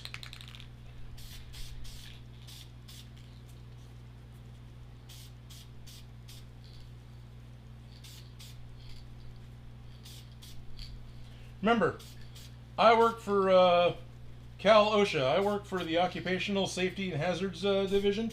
And not wearing a mask and spray painting inside, in fact, spray painting without a spray booth is 100% a violation. And you never want to do that on camera. You never want to show that publicly that you're doing that because that is wrong. It is wrong for your health and it's wrong for rules and regulations. So don't do that at home. But my thing's black now. So good. And then I need to look up the Murray pack because I'm going to add the last bit of tubing that goes on what Chris from Lost Wax Oz was calling his grain tower. I want to make sure I get that put on there. I hope you guys don't mind me rambling for, God, an hour and a half on random crap and not actually getting going on the project. I hope that's not horribly boring. Bernie Davis is saying once you got the resistor painted black, maybe hit it with some silver rub and buff to bring out the high points. 100%. I was going to be doing that overall in the pack, which is something else I might be able to do today. Rambling is always good. Thank you, Stu Bucky. Appreciate that you enjoy the rambling. Oh, that's what I need to put it on. I'm always concerned with, because it's depending on what I'm trying to do, right? Personally, so watching a video, literally was watching a tutorial video or tutorial webinar that the people who make the software was putting on. This was on Thursday. So this is something happening that's, like I'm delaying now, was delaying me from getting on the road to get down to Santa Cruz. But it was the only time they were doing it. And until it started, didn't realize they were going to record it and offer it up later. Also, it started at 10, assumed it would run half an hour, didn't know if it was going to run an hour or not. But it was there. to how to use this specific piece of software that we want to use in the office, right? So we're looking at using it. We already know what it does. We already know how we could use that in place of other things that we were looking at buying. Wanted to know how it worked, wanted to know what was going to work with it, right? Video ended up being half an hour long. They wasted the first 10 minutes with hypothetical use case scenarios where a team of creative might want to use this program they're using. And then they start talking about how a real world example of this other corporation that used it, and they increased their output by 50% or whatever it was. And I'm just like, guys, I gotta get on the road. Could you shut up and get to the point? And then at like literally 10 minutes in, but first, let's talk to you about this other thing that you can't use because the state won't let you use generative AI. And they started going down that road. And at that point, I teamed my manager and went, yeah, I'm gonna start packing the car because these guys can't get to the point. I'll watch the recording later. And I'm afraid of doing the same type of thing to you guys if you're watching me. That's like, you're supposed to be building a Proton Pack, Odin. Can you get to the point? You're just talking about, you know, having friends over and using laser death machines on tortillas. Which, you know, probably way more entertaining than use case scenarios that they fabricated to help promote the product they're trying to sell. Angry. So angry. Actually went to a live version of a similar seminar from the same company, I think Tuesday of the same week. And same thing. Now you have a focus group of people who have signed up to look at a different variation of the software. So it wasn't the same thing that we went to go do the webinar for. You've got a number of people, 100% like state and other government workers here. It wasn't, nobody there was private sector. They are all under the same rules. And still, they show up and they're trying to do a demo like you would do to the open public where, hey, guess what? If you're trying to make a bicycle click, what you really want to do is put cards in the spokes of your wheels. It goes, it makes that cool noise. And they start creating stories about why you'd want it. And they're wasting the time that we're there. We know what we're there for. We know what you want to do. We just want you to tell us how it works. I don't care about fabricated ideas for why somebody would want this. It is actually a thought that I've tried to keep in mind when I'm making my videos, that I want to get to the point and get going on the tutorial itself. I don't want to spend too much time wasting your time, like I am right now, talking about, I am waiting for paint to dry, talking about bullshit that isn't really critical towards how to make a paper airplane or, you know, whatever, right? Because that's not what general public is there for. They can read from the description what it is I'm going to be making. They can read from the descriptions what it is my video is supposed to be about. I do not need to sign on and say, yo, yo, yo, what's up? I had Lucky Charms for breakfast and they were good. You know what? My cat vomited too. Nobody cares. Not in the sense of a produced video. Nobody cares. I had oatmeal today for breakfast with honey because I've been trying to eat less granulated sugar. And thankfully, Bean didn't vomit. So none of that actually happened. But, yeah. Okay, so the yellow tube goes from the bottom of the grain tower to the indented side of the tower where that little resistor is. Thank you, Bernie Davis. Quiet Rider says, that's fine, Allfather. I've missed seeing you. I've been watching Mechagodzilla and Gundam videos to see how you make my, my machine drumming. Really? Cool.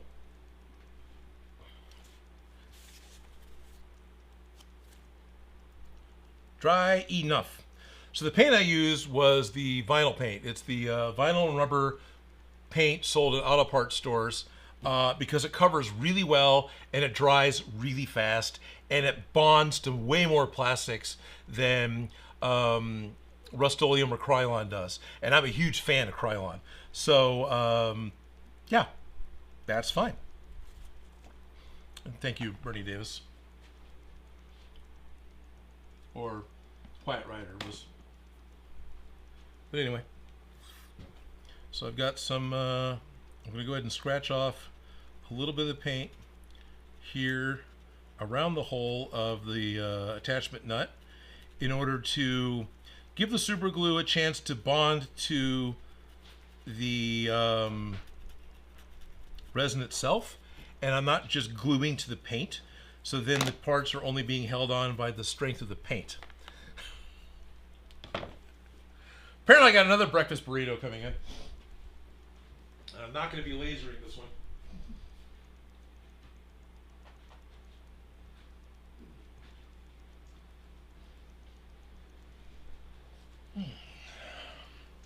This is probably my favorite bean burrito. Thank you for not vomiting on the floor today. Actually, you haven't vomited on the floor in a very long time. You were a very, very good little bean burrito. Let's see if we can go 4. Yeah, here we go. You're okay, dude. Oh, you're panicking. Sorry, don't mean to panic you. Don't make the bean burrito panic. Thank you, logistics specialist. You're the one that provided us with this tortilla blanket. I know it's kind of hard to see on video. It just sort of looks like a dirty blanket, like a possibly disgustingly dirty blanket. This is a tortilla pattern on a round blanket. That's all that this is. So that makes him a bean burrito.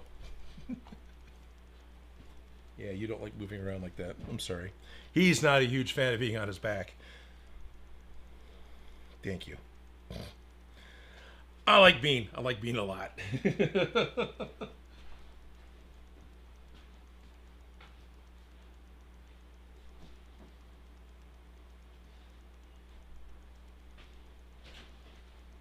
Okay. Back to gluing.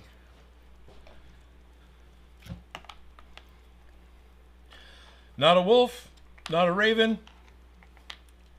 This Odin got a chihuahua.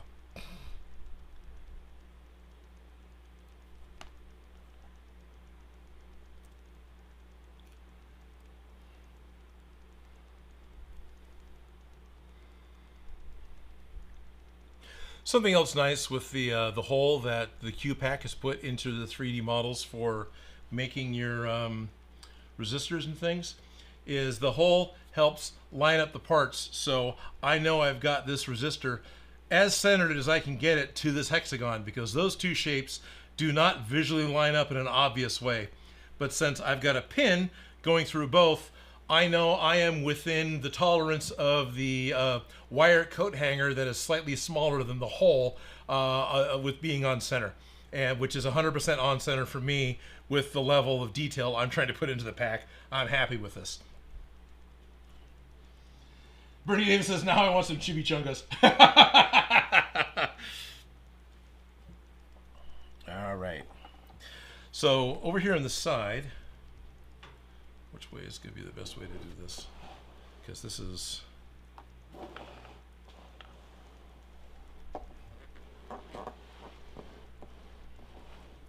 I'm literally trying to line up the shot. Sorry, guys. So this is the side of the grain tower. You know, there's my fingers. You get an idea what it is. This circle of gray, this is the original cut foam, right? Because there was a round piece that Chris had made for Chris's Lost Wax Saws. He had made his instructions for this particular piece, and now I'm going to be replacing it with this guy. So I'm just going to visually figure out where my center is. And that looks like it's going to cover up the, it is definitely going to acceptably cover up the exposed gray. I'm sure if we look hard, we'll be able to see it. I don't know if it matters which way the veins go. Okay, I am seeing a little more gray on there than I want to. So let's cheat that. And we're cheating. And we're cheating. And we're cheating. We're making the gray foam that we don't want to see go away.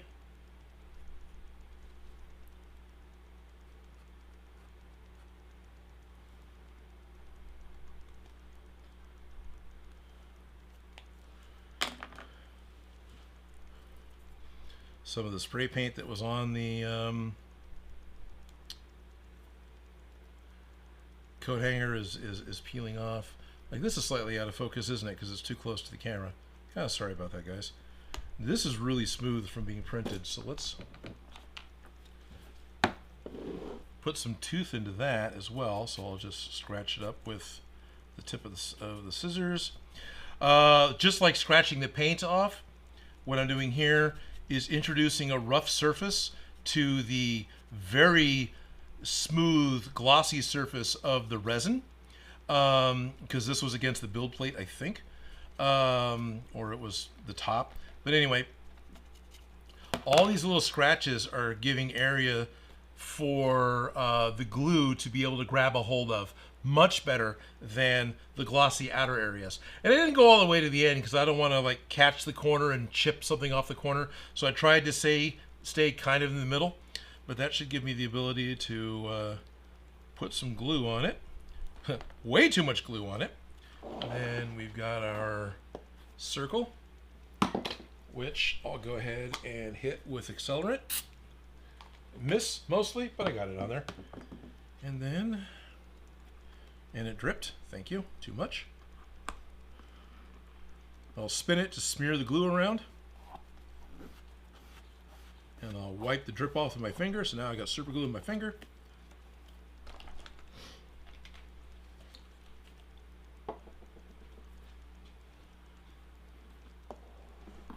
And we are now glued in place. And I have a resistor, and only this one has the silver set nut on it. The other pack, I was guessing that's what that was for, but on the other pack that Felicia and I have put together, the one that's already got the tube up here that this one doesn't have, so the other pack doesn't have this gold piece on it. So you guys know that if you see pictures of this, or you get to see us in person, because absolutely these things are going to be going to SAC Anime. They might even be going to Novacon. They are, yeah, you'll be able to tell, oh, that's the one that I saw Odin glue together live. Isn't that exciting? The spark plug resistor is usually vertical, but it doesn't matter if it's horizontal. Well, I glued it on vertical to the table, which makes it horizontal, so oh well. I didn't look. I just stuck it on to what looked good for it being on the table. Usually I try really hard with checking reference images. I just got really lazy with this project. I'm very sorry, guys.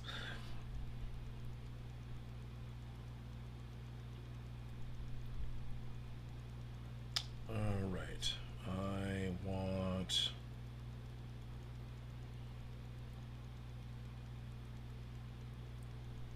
Wow.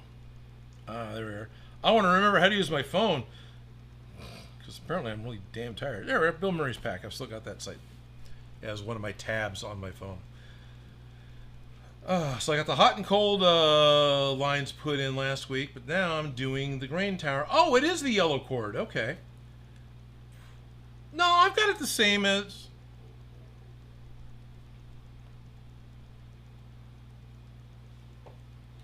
I lucked out. If I had checked the reference image, the veins in the reference image are pointing towards the top of the grain tower in relation to how it's sitting on the table. So mine is actually glued the same as this particular reference image, and it's gray, which mine's not. But that's okay. So what I want to do next for both packs, and I don't want to grab something to point with that's going to scratch my screen, so I'm not going to use the scissors, is this yellow line here that I'm pointing at with a red tube.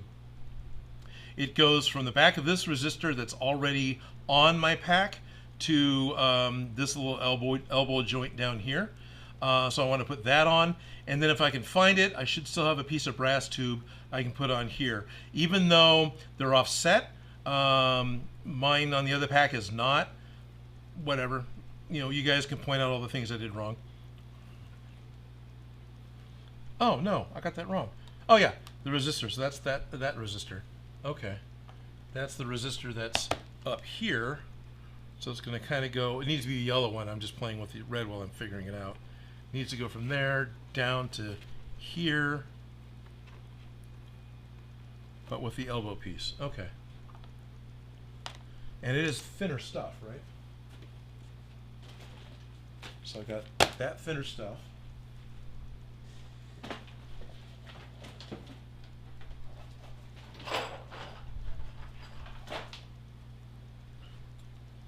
Got that bit of tube that's a little big, but I'll probably just use it. buried over here underneath my extra pieces of foam and the microphones I usually wear when I'm doing videos.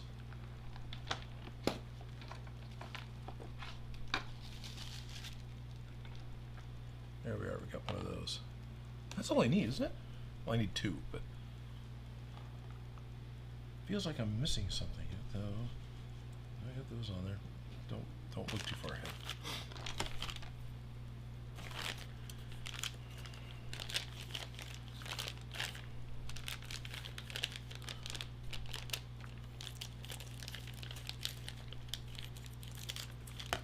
Careful of this rabbit. Don't scissor your fingers. Because it did. Not hurt, but it did.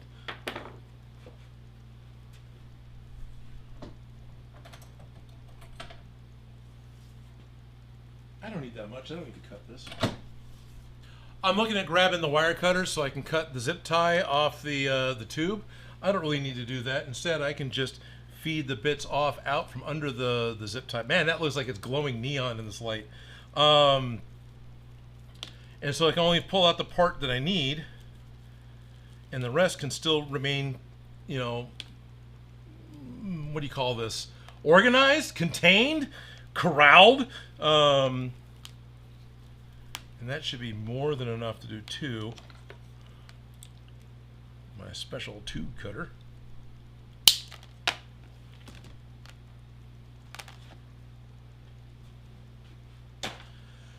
That tube cutter came with the blue tube that I bought. It was just an extra piece, and it was the bit that made me go, oh, I'll buy this one because I get this extra little plastic tool with it.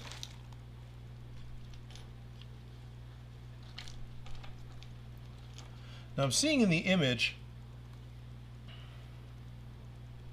no, that's not a fitting, is it? That's just the epoxy. Okay, I need another shot.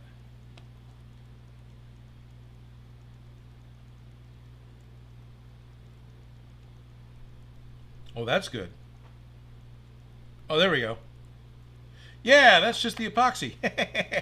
That's awesome.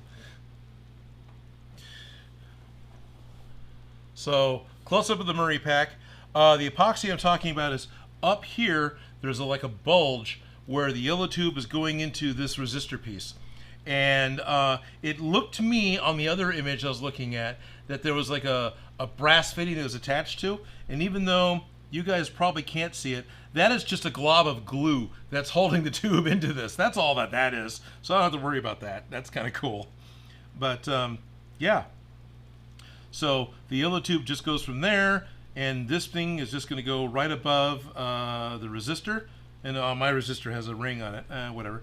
And funny, this doesn't have the nut. It's just got it. That's why I didn't do it in the other one. Whatever. Maybe that's more accurate for a different pack. Okay.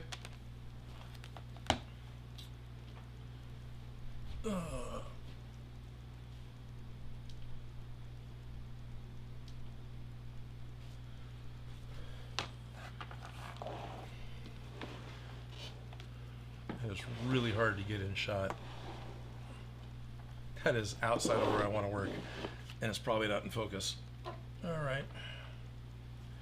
Of course, that's now the camera's on the wrong side of the pack. I run into this a lot.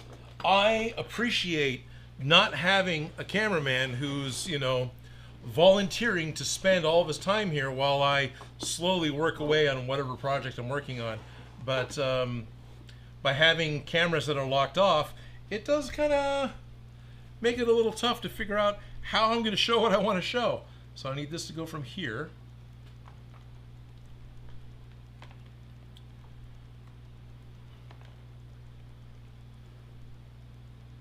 Oh, yeah, that just goes angled into the... Yeah, okay. I'm probably going to be better off if I was to put this... Oh, that's a tight fit. All right, I'm going to need to get a screw bit, a drill bit. Whoops. There we go. And make this hole bigger. Because if I can cram the vinyl tube into this fitting, but that'll put stress on the resin printed part, which could in time crack and fail. So instead, I'm going to get a drill bit and make the hole bigger so this can fit with glue and be comfortable.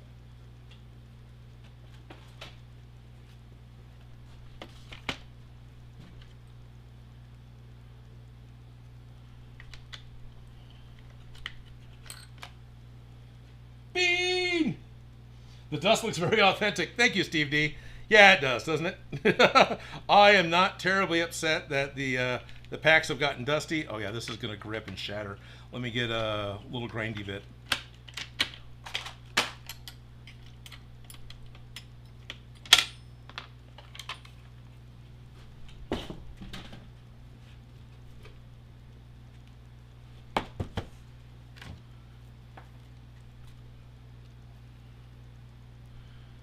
There they are.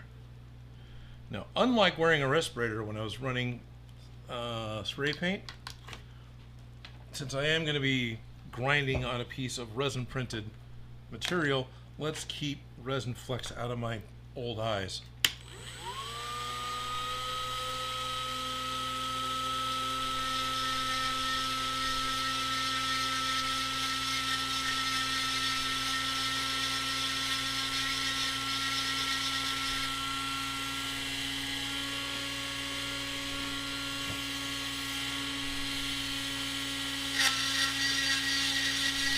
So I'm just trying to hold the bit straight up and down as much as I can, and I'm rolling it around inside the printed part, and I'm trying to grind the walls down.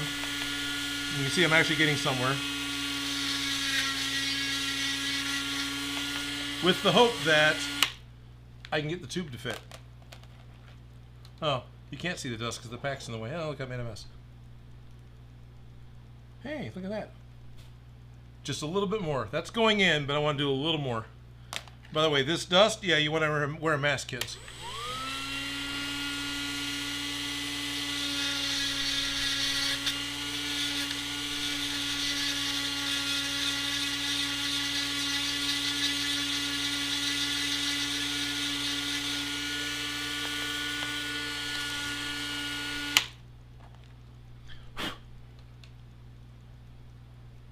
Better. Oh, that went way in. Yeah, that's going in 6 millimeters, 8 millimeters. That's going in a lot. Good. That's good. Okay. I need to get the other elbow and do the same thing again for the other pack because I really want to get this put on both packs.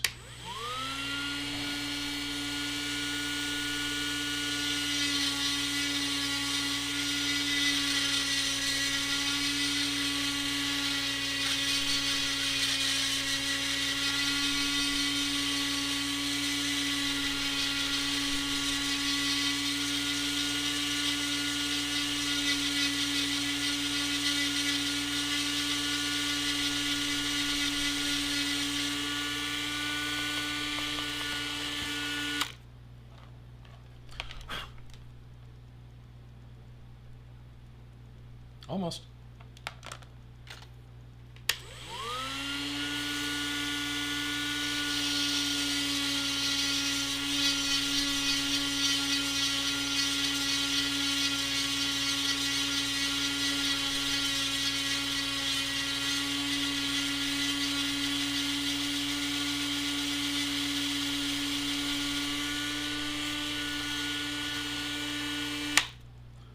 Trying to shake the dust off the bit. That's what that was.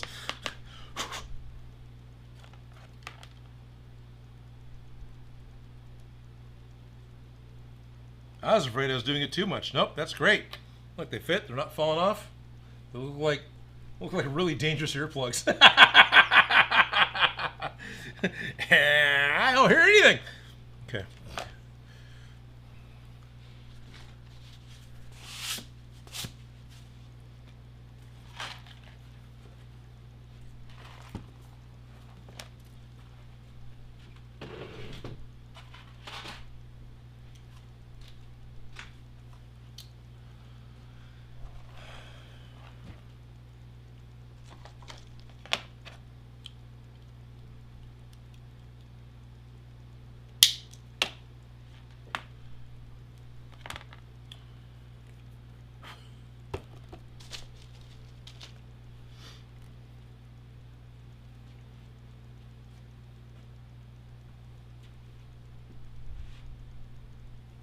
Looking for sandpaper.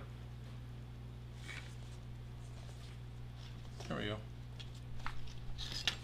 There we go. Same thing. Still want to rough up the end of the tube a little bit because now I've got vinyl tubing. What is this? This doesn't have markings on it. Okay. Whatever. This polyvinyl tubing, which super glue is not going to stick to. So I want to give this some tooth. Because what it's going to stick to is the imperfections and not the perfect smoothness of the tube itself. So like that.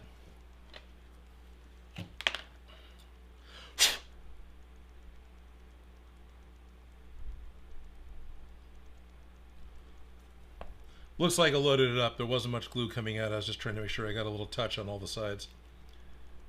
And I want to, I know I'm going to glue this into the pack this way.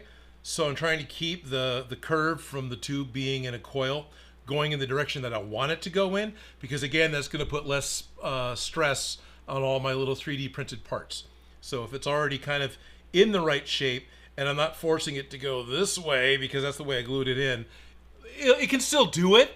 This is just going the direction it wants to go, and it's going to be happier.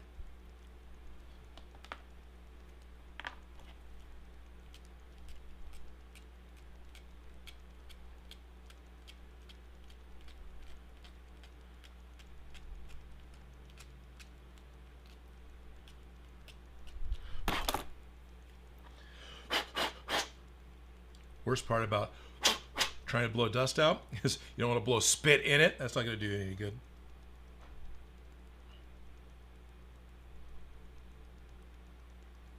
Saw a comment, probably somebody telling me I'm doing it wrong. They're probably right. 500 epoxy would work. Absolutely it would. Dr. Frankenstein Monster Earbuds.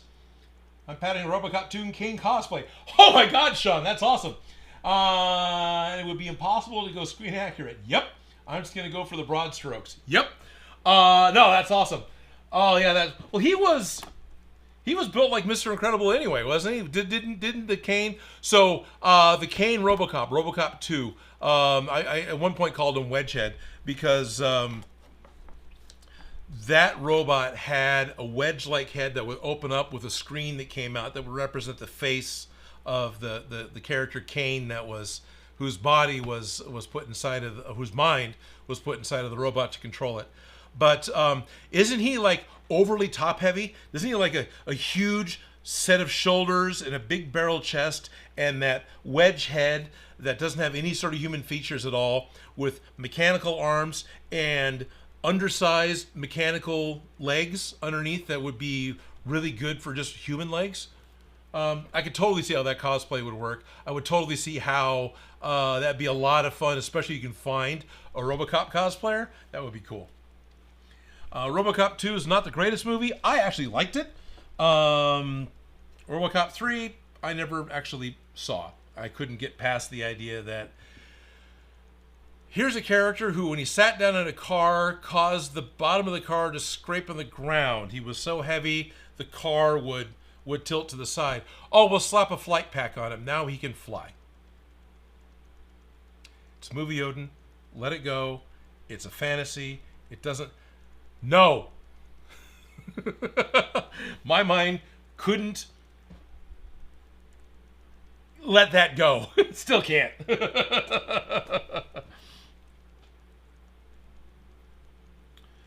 There was a great article with a professor that started doing it was a master's class in physics and or engineering. I think it was more of a physics class where they would bring in movies and then expect everyone as students to explain what couldn't work in the movie because physics doesn't work that way. Now they would ignore permissions I would give movies, right? Like James Bond is going to jump off of a dam to driving a motorcycle, drives it off the edge of a Russian dam, jumps off the motorcycle without a parachute in order to catch up to the single-engine Cessna-style plane whose doors conveniently open that just ran off the edge of the dam and is now free-falling, and it's his only escape. So he's able to tuck himself into an aeronautical torpedo, catch up to this plane that's prop-powered, and wrestle hold of it and ride it up and fly away before everybody crashes and before the dam blows up. Fun sequence, great action sequence. Nothing wrong with it cinematically. Brain can't go, yeah, you're not going to make up that distance and that no. Maybe I don't know skydiving that well because I haven't really jumped out of a perfectly good airplane yet. But no. So this class would look at stuff like that, and they would look at like Pirates of the Caribbean, where you have this fun shot with Captain Jack Sparrow and William Turner, who's overturned a lifeboat and is holding it down over their heads, full of air, while they walk along the bottom of the lagoon to avoid the guards.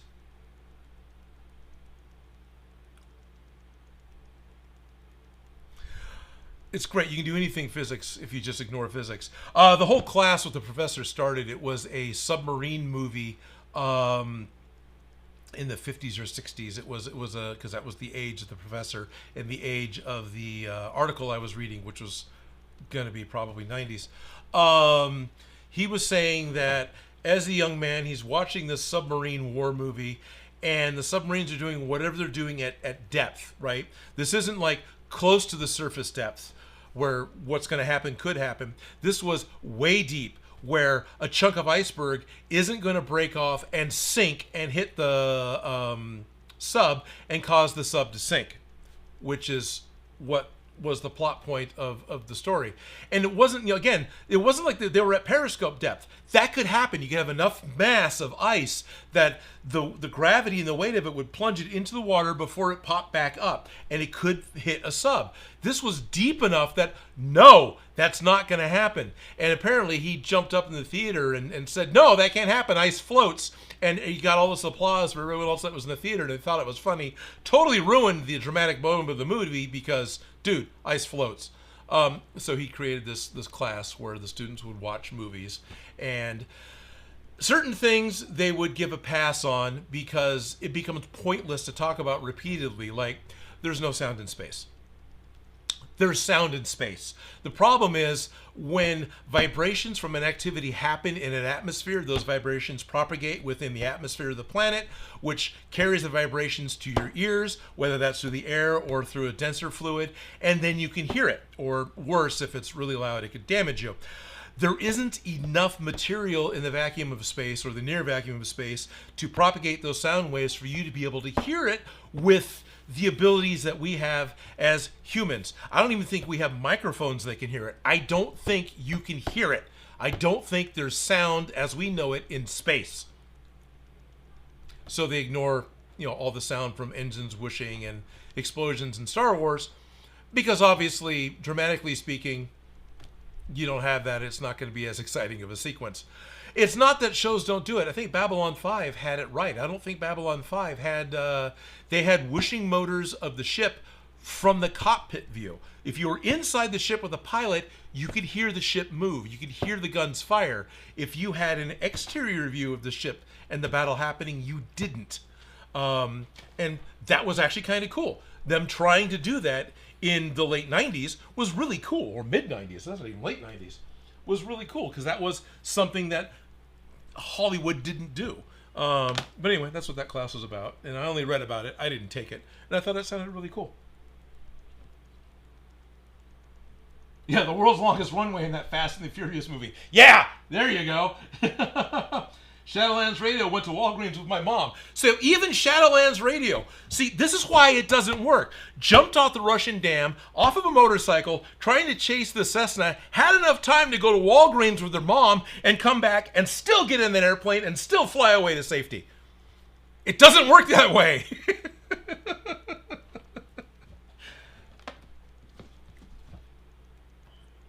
GoldenEye still was a fun movie, but I was at a point where I wasn't giving movies a pass as much. And it's like, yeah, a tank can drive through a building, but they're going to slow down. There was just so many things with that I kept going, yeah, but... And that was also a point in time when I realized that plot armor, hero armor, right? Why does the hero survive and everyone else around them get hurt? Because of plot armor. There's plot physics. The hero, Indiana Jones, gets a pass on physics because he needs to do fantastical things in order for the story to continue on. That is actually Okay, that's my headcanon for why this stuff works the way it does and why it gets done. Because it makes a better movie and it's a fantasy anyway. But, you know, those of us that want to go, it doesn't do that, you know, anyway.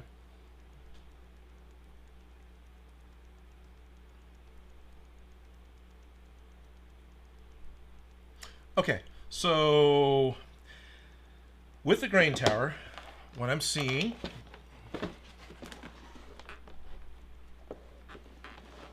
and I'm not seeing any of my images here. I'm not going to glue it on where I can't see it.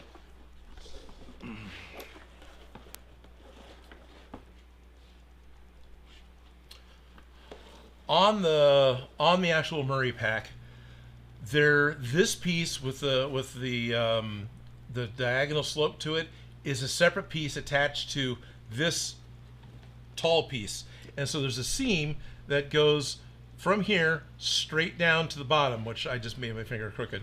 So this square piece is square all the way to the floor, and then this wedge piece is up against it. So it's two different parts. So imagining that line, the part that I want to put in is in the center of this wedge piece, right? And so it's going to be above this resistor on the side here, and then center of this part if it was separate from that part. So that's kind of my target for where I'm going to glue my hyper specialized thumbtack into place. And then the tube just comes out and gets poked into the end of this resistor, however long that wants to be. So I'm going to put the angle piece in first, but I'm going to turn all this around so I can see it, which means you won't be able to.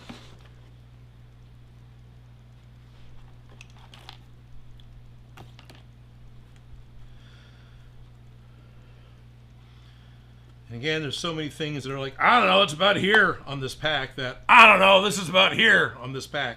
And so I'll just put it there and that'll be fine. Let's put some scratches on this. And then ultimately I am still only gluing. I'm doing all this additional scraping and whatnot to the resin, but I'm just gluing it to the creature cast.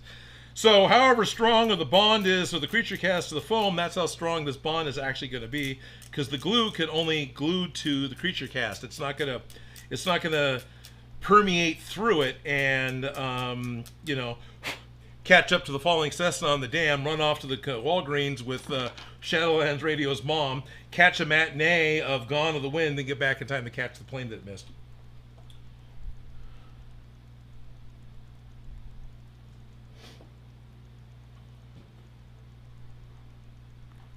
You didn't put the accelerator on, Odin. No, I didn't this time.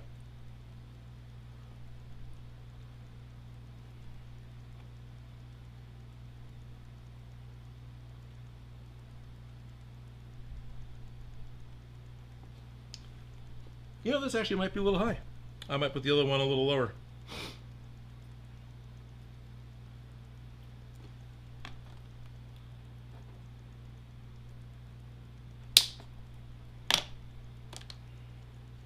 What was that loose? I probably... Well, no, I cut the tube. You're hosed now, Odin.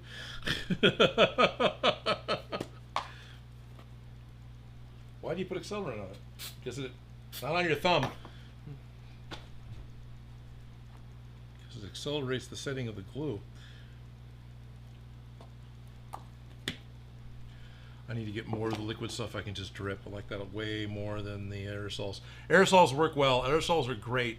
Aerosols I miss constantly. Spray my thumb constantly.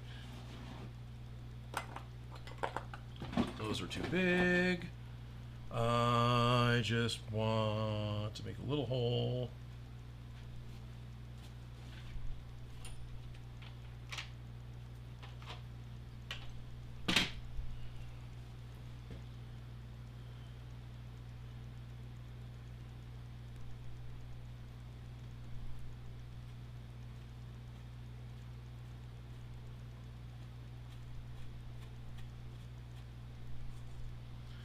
Drill this out way deeper than it needs to be, so all the sawdust, foam dust, all the crap, I can just push deeper into the hole.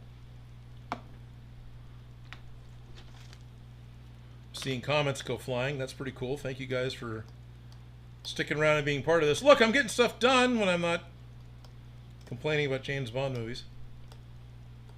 The submarine movie wasn't a James Bond movie. It was a World War II drama. I do not remember the movie. I don't even know if the article I read mentioned which movie it was. It was just a movie. But Pirates of the Caribbean, yeah. How many of you, while watching Pirates of the Caribbean, looked at that little sequence and went, "No, no, it doesn't work that way." Having, the ability to have gotten to play with pool and, swimming pools and water and stuff would probably help quite a bit. So if you hadn't done that, then, you wouldn't know. But if you want to know how hard it is to force a pocket of air to submerge, grab a small inflatable ball, a small play ball, right? It doesn't have to be like a basketball, just something small, and then force that underwater. Force that underwater at arm's length, and you can do it. It is doable. That is not an impossible task. It is not trivial. It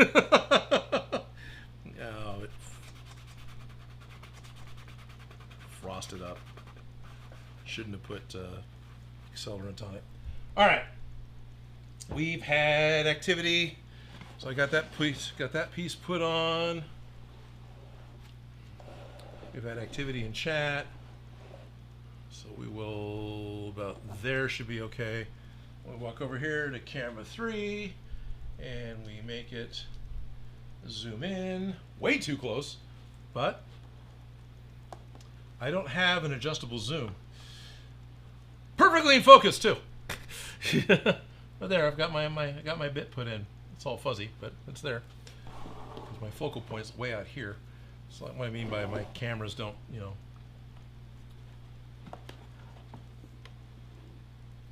So I think the elbow's a little high.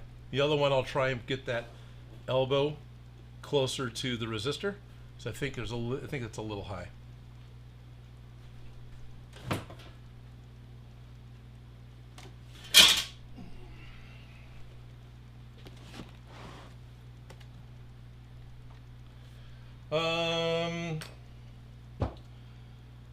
Deep diving the different RoboCop TV shows and serials is actually interesting, but I'll just go with the new video game lore. I've heard Detroit City or Detroit Rock City or whatever it's called is a good game. Jordy Davis says, yeah, the Proton Packs wouldn't work in real life because that's not how positrons would work. Yeah, exactly. But plot physics. Okay, fine. Egon figured the thing out. Great. Movie's fun. Moving on. Absolutely. Even with bullshit physics, even with bullshit science, if the story is able to creatively and even simply recognize the issue and explain it in the flimsiest way possible, doesn't bother me at all. Not even the slightest. Doesn't matter how bullshit it is. Doesn't matter. Oh, great, you guys recognized that wouldn't work and you acknowledged it and you wrote it off in a slightly creative way and moving on. Fine. Happy with that. I love that. That's great. Even the Core is such a horrible movie. The Core is a horrible movie. Here is Physics Don't Work That Way movie. This is Physics Don't Work That Way movie. This is the first time theatrically that I'm aware of they actually labeled something as unobtainium. Unobtainium was that thing that you needed in the movie in order for the plot to move on. It was the special secret government sauce that the hero had to go and get, or the villain had to be prevented from getting, in order for whatever to not happen. So New York City wouldn't float off into space, right? Because totally a problem. And generally speaking, that was called unobtainium because it's something you could not obtain. James Cameron went in to literally call the stuff in Avatar unobtainium intentionally for the same reason. In the movie The Core, which was a 1990s remake of Journey to the Center of the Earth, remake of the movie, which was based off of the Jules Verne novel, they tried to identify more of what the thought was at that time of what the center of the Earth was going to be. 90s thought, right? Because very different from what Jules Verne did. Jules Verne's version was it was hollow, basically. even then, they never truly went to the center. They kind of just went deep. And I think even the '60s George Pal movie, I think it was George Pal, they just kind of went deep. So the core, they actually had to go to the core of the planet. So how do you do that? We need unobtainium. Why do you do that? Some basic reason where they got to set off explosions that would create shock waves because the engine of the Earth has stopped and the rotation's going to stop. Yeah, because the planet's making itself rotate. It has nothing to do with the whizzing through space. I don't know, maybe it does. It doesn't to me. It doesn't seem like that's the way that works. So in the movie, they got to drill down, set off a couple of nuclear bombs or whatever it is they're doing, some good M80s, and the shock waves are going to reverberate off the crust and propagate and make the planet spin again. And because, the heroes know what they're doing, exactly how to cross the wires at the last minute without using any sort of, trust the force, Luke, and set these bombs off at just the right point in order to get the planet spinning, to let it be the 23 hours and change in minutes that it needs to be in order to so on and so forth, right? They managed to find a guy who has created this fantastic material called unobtainium. It is a steel alloy or some other high temperature resistant alloy that miraculously gets stronger with the more pressure you put on it. So if we're able to make a cylindrical vehicle, egg shape would actually be better, guys. So if we were to make a cylindrical vehicle, then as pressure is applied to all sides simultaneously, this cylindrical vehicle is going to become stronger and it won't get crushed at the core of the planet. Okay. And so they start doing that. It literally looks like the Mole Man's vehicle from the end of Incredibles, right? They're starting to drill through the crust, which the Russians have been doing for decades, and they finally gave up. And they never made it through the crust. The movie, here we go, was something the size of a bus, and they get into, they get past the crust and into the mantle or whatever the layers are called, and starting to get into the molten lava area of it, right? The proposed, the liquid core of the planet.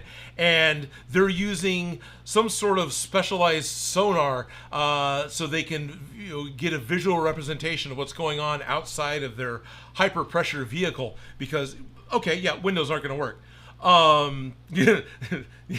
Yeah, Space 1999 TV show. So windows aren't going to work.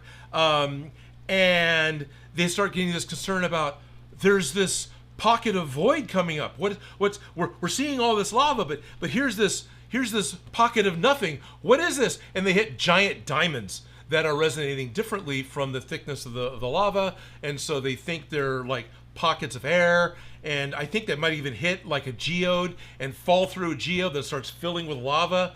And, what that causes problems. And you get the guy that has to go into the airlock to flick the switch because the dinosaur paddock power went down. So you got to go down and prime the pump. And then, you get bit. Only instead of getting bit, the only way he could make it work is to open up the airlock, because if you don't have a sacrifice, then the heroes don't actually win. And so he cooks himself in lava. Then you get to, like, this hero sacrifice. And, God, the movie was trash. Did they win? Yeah, of course they did, because they have to. The last two people survive. However, I think they even shoot to the surface in like a lifeboat. However the hell it is they survive, they managed to survive, and the planet's spinning, and I think they nailed it, and it's like nobody knew the difference. Hooray! Oh my God. So is the core a bad watch? No, not at all. If you go into this movie knowing that you're going to watch trash, you're going to go into this movie knowing that someone spent a ton of money to basically have cartoon physics. It's fun. It is turn your brain off. Don't think about the plot. Don't second guess and fun.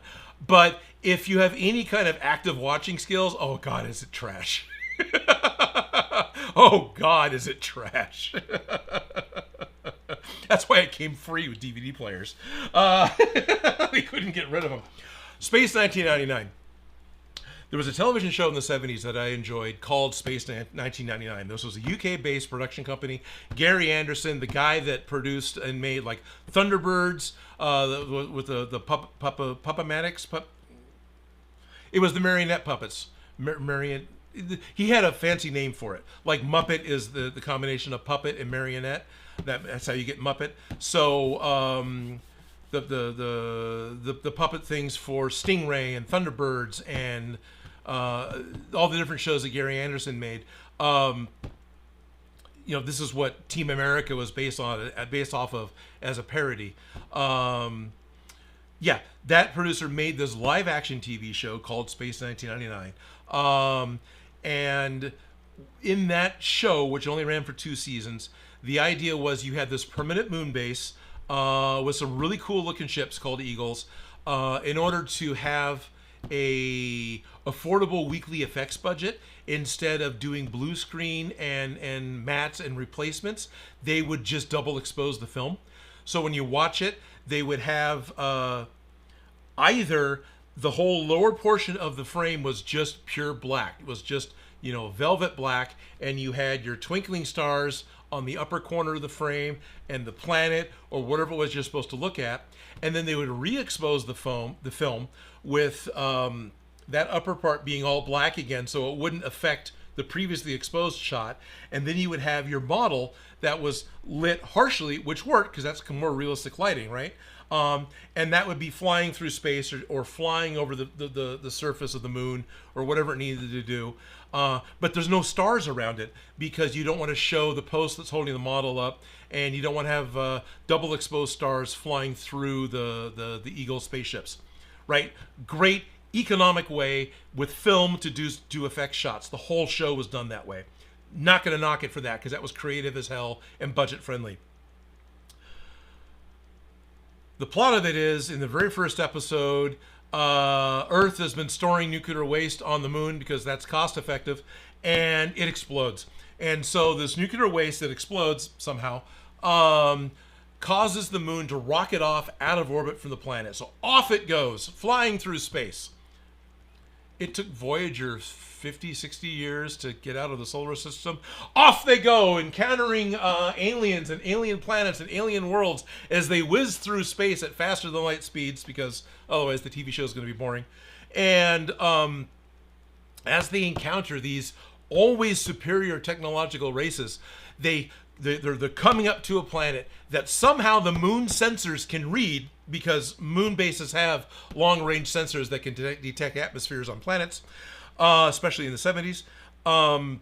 That this planet's got a breathable atmosphere. This planet's in the Goldilocks zone, which it wasn't called that then.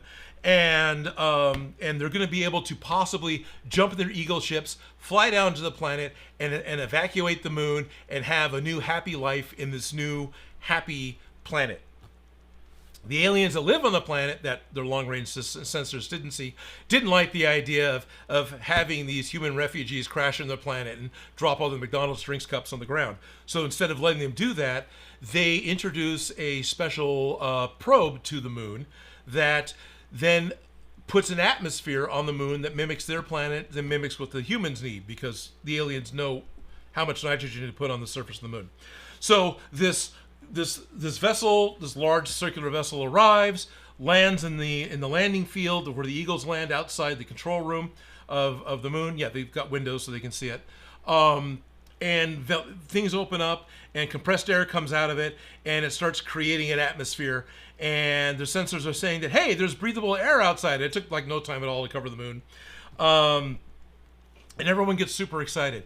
And the scene that I love, my favorite scene from all of Space 1999, at that point, there's air on the moon, the crew gets excited, they're grabbing their sunbathing lounge chairs, they're putting on their bathing suits, they're running outside onto the tarmac where the spaceships land, because they can breathe the air now with beach balls, because bikinis, trunks, sun chairs, and beach balls are 100% standard issue on a moon base.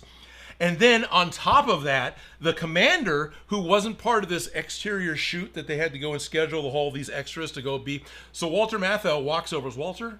Yeah. Walks over to one of the windows of the command center, undoes the bottom like you would on a residential thing and window, and flips it open and breathes in the awesome outside air. Because windows that open that easy on a moon base are going to be fucking standard. What are you going to do? Oh, the movie base is on fire. Quick, fire escape. Boom. Well, I'm away from the fire. Anyway, the show goes on. There's not enough gravity in the moon. Hey, they acknowledged something. And the air is bleeding off, and everybody had to go back in by the end of the episode. So this episodic episode format that wasn't a long-term story, next week would then be back to where they were. So you never had to see this episode if you happen to catch the next one out of order. They would just be where they always were, encountering alien of the week, encountering problem of the week, inside of their moon base where there's no oxygen outside. But, yeah. Windows that open so you can breathe in the fresh alien air. I gotta glue this thing on. So I am gonna put this one lower, more about the height of where the resistor is. Oh, hey, and I got this one horizontal. So these resistors are totally different in each pack. That's awesome. Okay.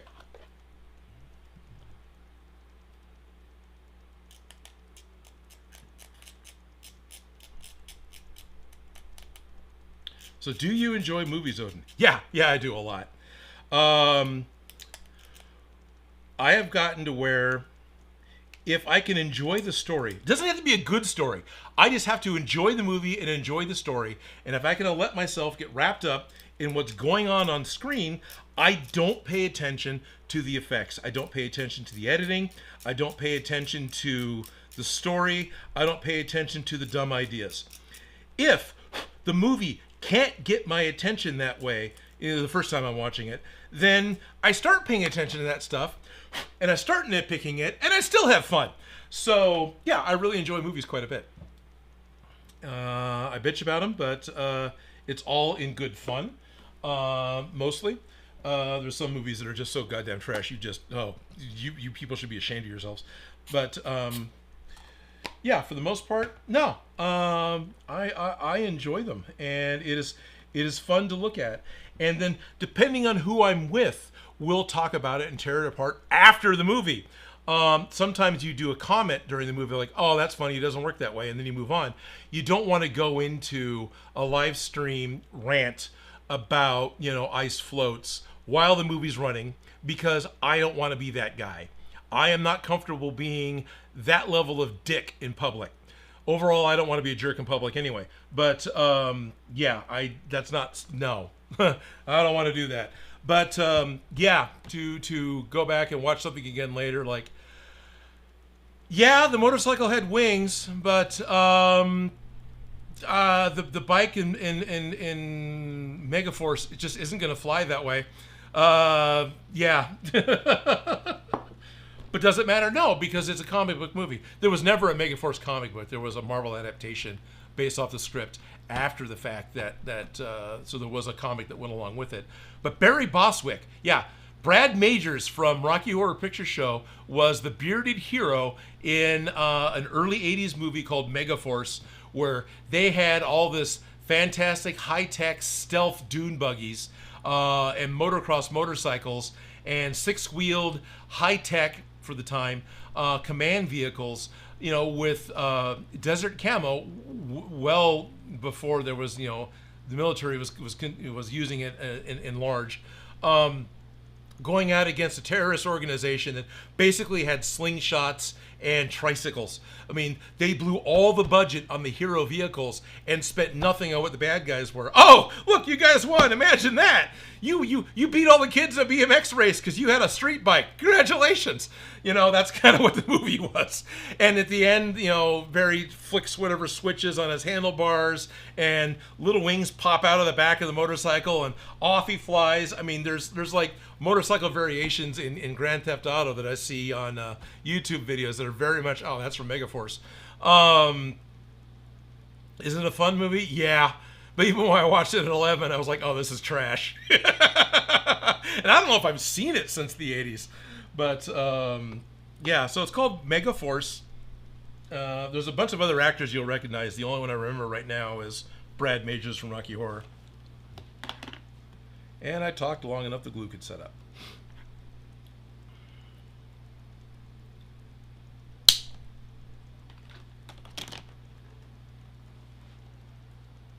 But yeah, that was one of those things where, like the original G.I. Joe action figures, which came out just a couple years later, there was, based off of the 60s action figure line, you know, there were 12-inch figures, 12-inch dolls that had interchangeable clothes.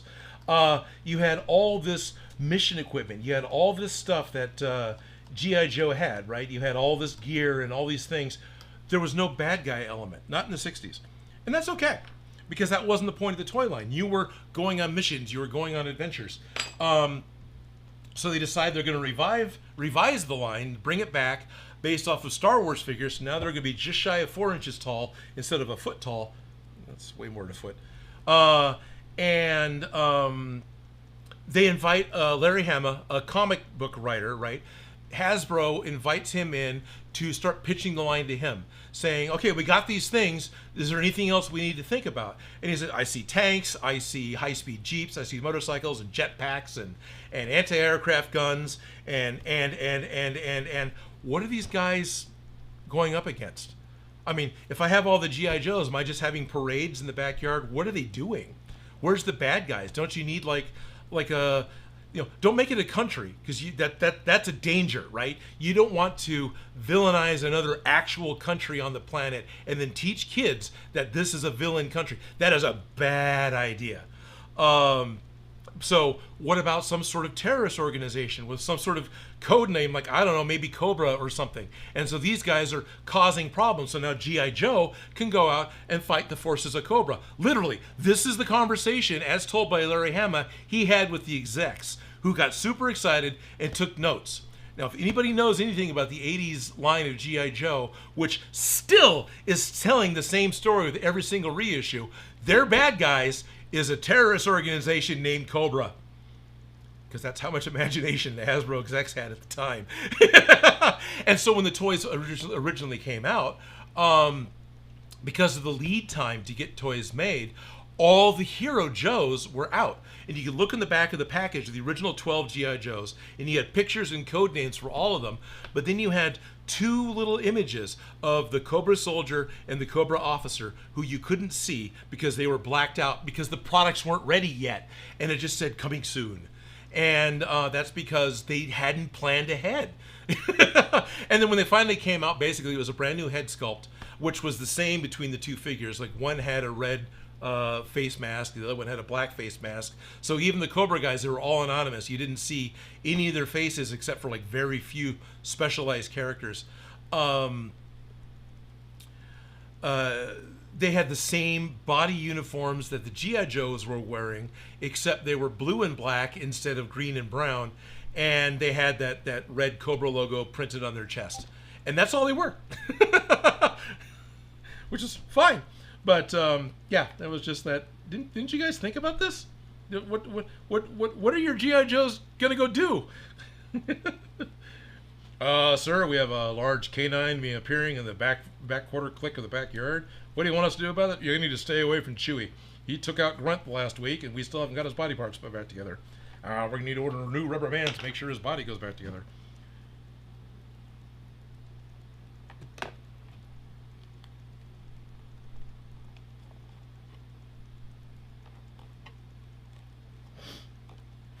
Good, that one didn't leak. All right, I talked a lot. I had bullshit movie rants, which Stupid Monkey has told me that's actually one of his favorite things. So I know that with him here actually watching today, he's probably enjoying me go off about bad movie physics and the short-sightedness of toy executives. All right, can I get this other bit of brass pipe shoved into here? Or is it at least long enough? Yeah, it's a little short, but it'll be fine. I gotta scrape the sticker off. I haven't been looking here. 5-minute epoxy would work, says Bernie Davis. Yes, because that's what they originally used. That would totally work. Deep diving into different RoboCop. I'm amazed you guys are just listening to me. There's like no activity happening. I'm sorry, am I that boring? Or am I just that interesting? Do I not scroll? No, I'm at the bottom, right? Oh, no, I'm not. I haven't caught up. Oh, good. Lots of stuff's going on. How you doing, Odin? What did I miss? Says Marvel Guy. Quite a bit. It's okay. You can watch the playback. Live ultrasound. Yeah, basically that's what it was, Ted. In the core, it's exactly what it was. You can watch all those old puppet shows on METV Tunes. Good to know, Bernie Davis. Okay, fine. The core is about the smartest man in the world and a tool who knew a guy who looks like Deloy Lindo. Coincidence movie. Yeah. Unobtainium generates energy with heat, and they use the heat to power the engine to escape at the end. Oh, okay. Oh, Ted remembers it better than I do. Thanks. I remember catching that upside boat sequence of Pirates of the Caribbean thinking, what the fuck is this, Looney Tunes? Yeah, exactly. And I recall watching it. DJ Stumpy says, I recall watching a cheesy movie where some ants get mutated into giant ants and go on a human killing rampage. Man, DJ Stumpy, how many ants are that? Okay, so there's a classic 50s monster movie. This is the Atomic Scare, right? This is the era, post-Hiroshima, post-World War II. U.S. is doing nuclear testing. This is where we get the Hulk. This is where radioactivity gives us Spider-Man. At the same time, Hollywood is playing with the same idea, where you have a colony of ants that are exposed to a nuclear blast, I'm pretty sure, or some of the radiation, that mutates them into giant papier-mâché ants that start attacking a sleepy town in Nevada. Similar plot to another movie I really like. It's called Them. It's easy to find. It's a black and white movie. It's actually not bad. It's a product of its time. It's slow. The ants are papier-mâché. I don't remember anything huge and special and fantastic about it, other than a policeman being grabbed in the mandibles of an ant and screaming as he pulls him out of a window. The interesting, weird, trivial thing about that is that if you scrap the names, if you scrap the location and ignore the fact that there's supposed to be giant ants, and then kind of rework that script a little bit, you get the script for the movie called Aliens, where now you have these giant aliens that are attacking the sleepy little town on a planet that's being, atmospheric reprocessed, and then you have the heroes come in, and yeah, it is, the two movies are very similar. And it's not that James Cameron necessarily rewrote them intentionally. There's a certain amount of, if you're going to think through this fantastical problem you created, there's going to be certain things that are going to happen.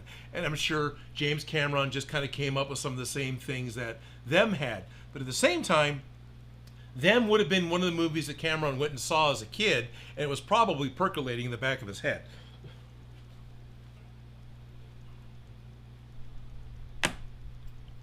And if Cameron isn't that old, and I'm dating him as being older than he should be, then my apologies to the man. But still, the movie came out early enough that it would have been easy for him to have caught it and seen it as a rerun and a Saturday matinee, because I'm sure that's a cheap movie to rent to show as a presentation. So, Giant Ants. There's also another one, Empire of the Ants. I think it was another mutated ant movie that was 70s, I think. And I'm pretty sure those were oversized ants. And then you get Phase 4, which the ants were also mutated, but they didn't go to a giant size. They remained just the really biggest carpenter ants they could get for the movie, so they were easier to photograph. And they got an award-winning nature photographer who could do macro photography. Phase 4 is actually quasi-famous for the early use of high-tech macro photography for the close-up shots of the ants running around. But these ants were able to mentally control humans and were smart and whatever. But it's real shots of real ants. That sounds like Space Runaway Idion if the humans didn't wave the little white flag at the Buff Clan. Sure, Quiet Rider. I'll agree with you. I don't know that one. Sounds like something I need to watch, says Ralph. Absolutely. Any one of these I'm bitching about. Every one of these movies are fun, right? Every movie I've complained about on stream today, I don't think any of them I would say are an avoidable movie. I might have said that at the time, but what I'm remembering now, I don't think I did. They are all fun to watch, and that's all they're supposed to be. But if you think about it, they're fucking ridiculous. Quiet Rider says, for my brother, that's Terminator Salvation. He despises that movie for shitting all over Terminator 2's rules it established. Yeah, actually, that's also Arnold's least favorite Terminator movie. Although most people think that's just because he's not in it. No more atmosphere, no fire. Hope you have a spare spacesuit handy. Yep, but you escaped the fire out the window of the moon base. Thank you, Ted. Oh, someone said about Mask. Where'd that go? I love talking about old movies. Thanks. Super Monkey is enjoying this. No, it was called Empire of the Ants. Okay. H.G. Wells novel. Oh, right, it was, wasn't it? Larry Hama is still writing the G.I. Joe comics. Really, Stupid Monkey? And despite something like 3 different publishers for one comic line, right, the G.I. Joe, the Real American Hero, yeah, it was Marvel and then, yeah, so on and so forth. It's still the same ongoing story. That sounds like Larry Hama. And he's actually made appearances at cons. I was at a Stockton con when Larry was there. I didn't talk to him. I didn't even talk to him about, but he was there, which is kind of cool.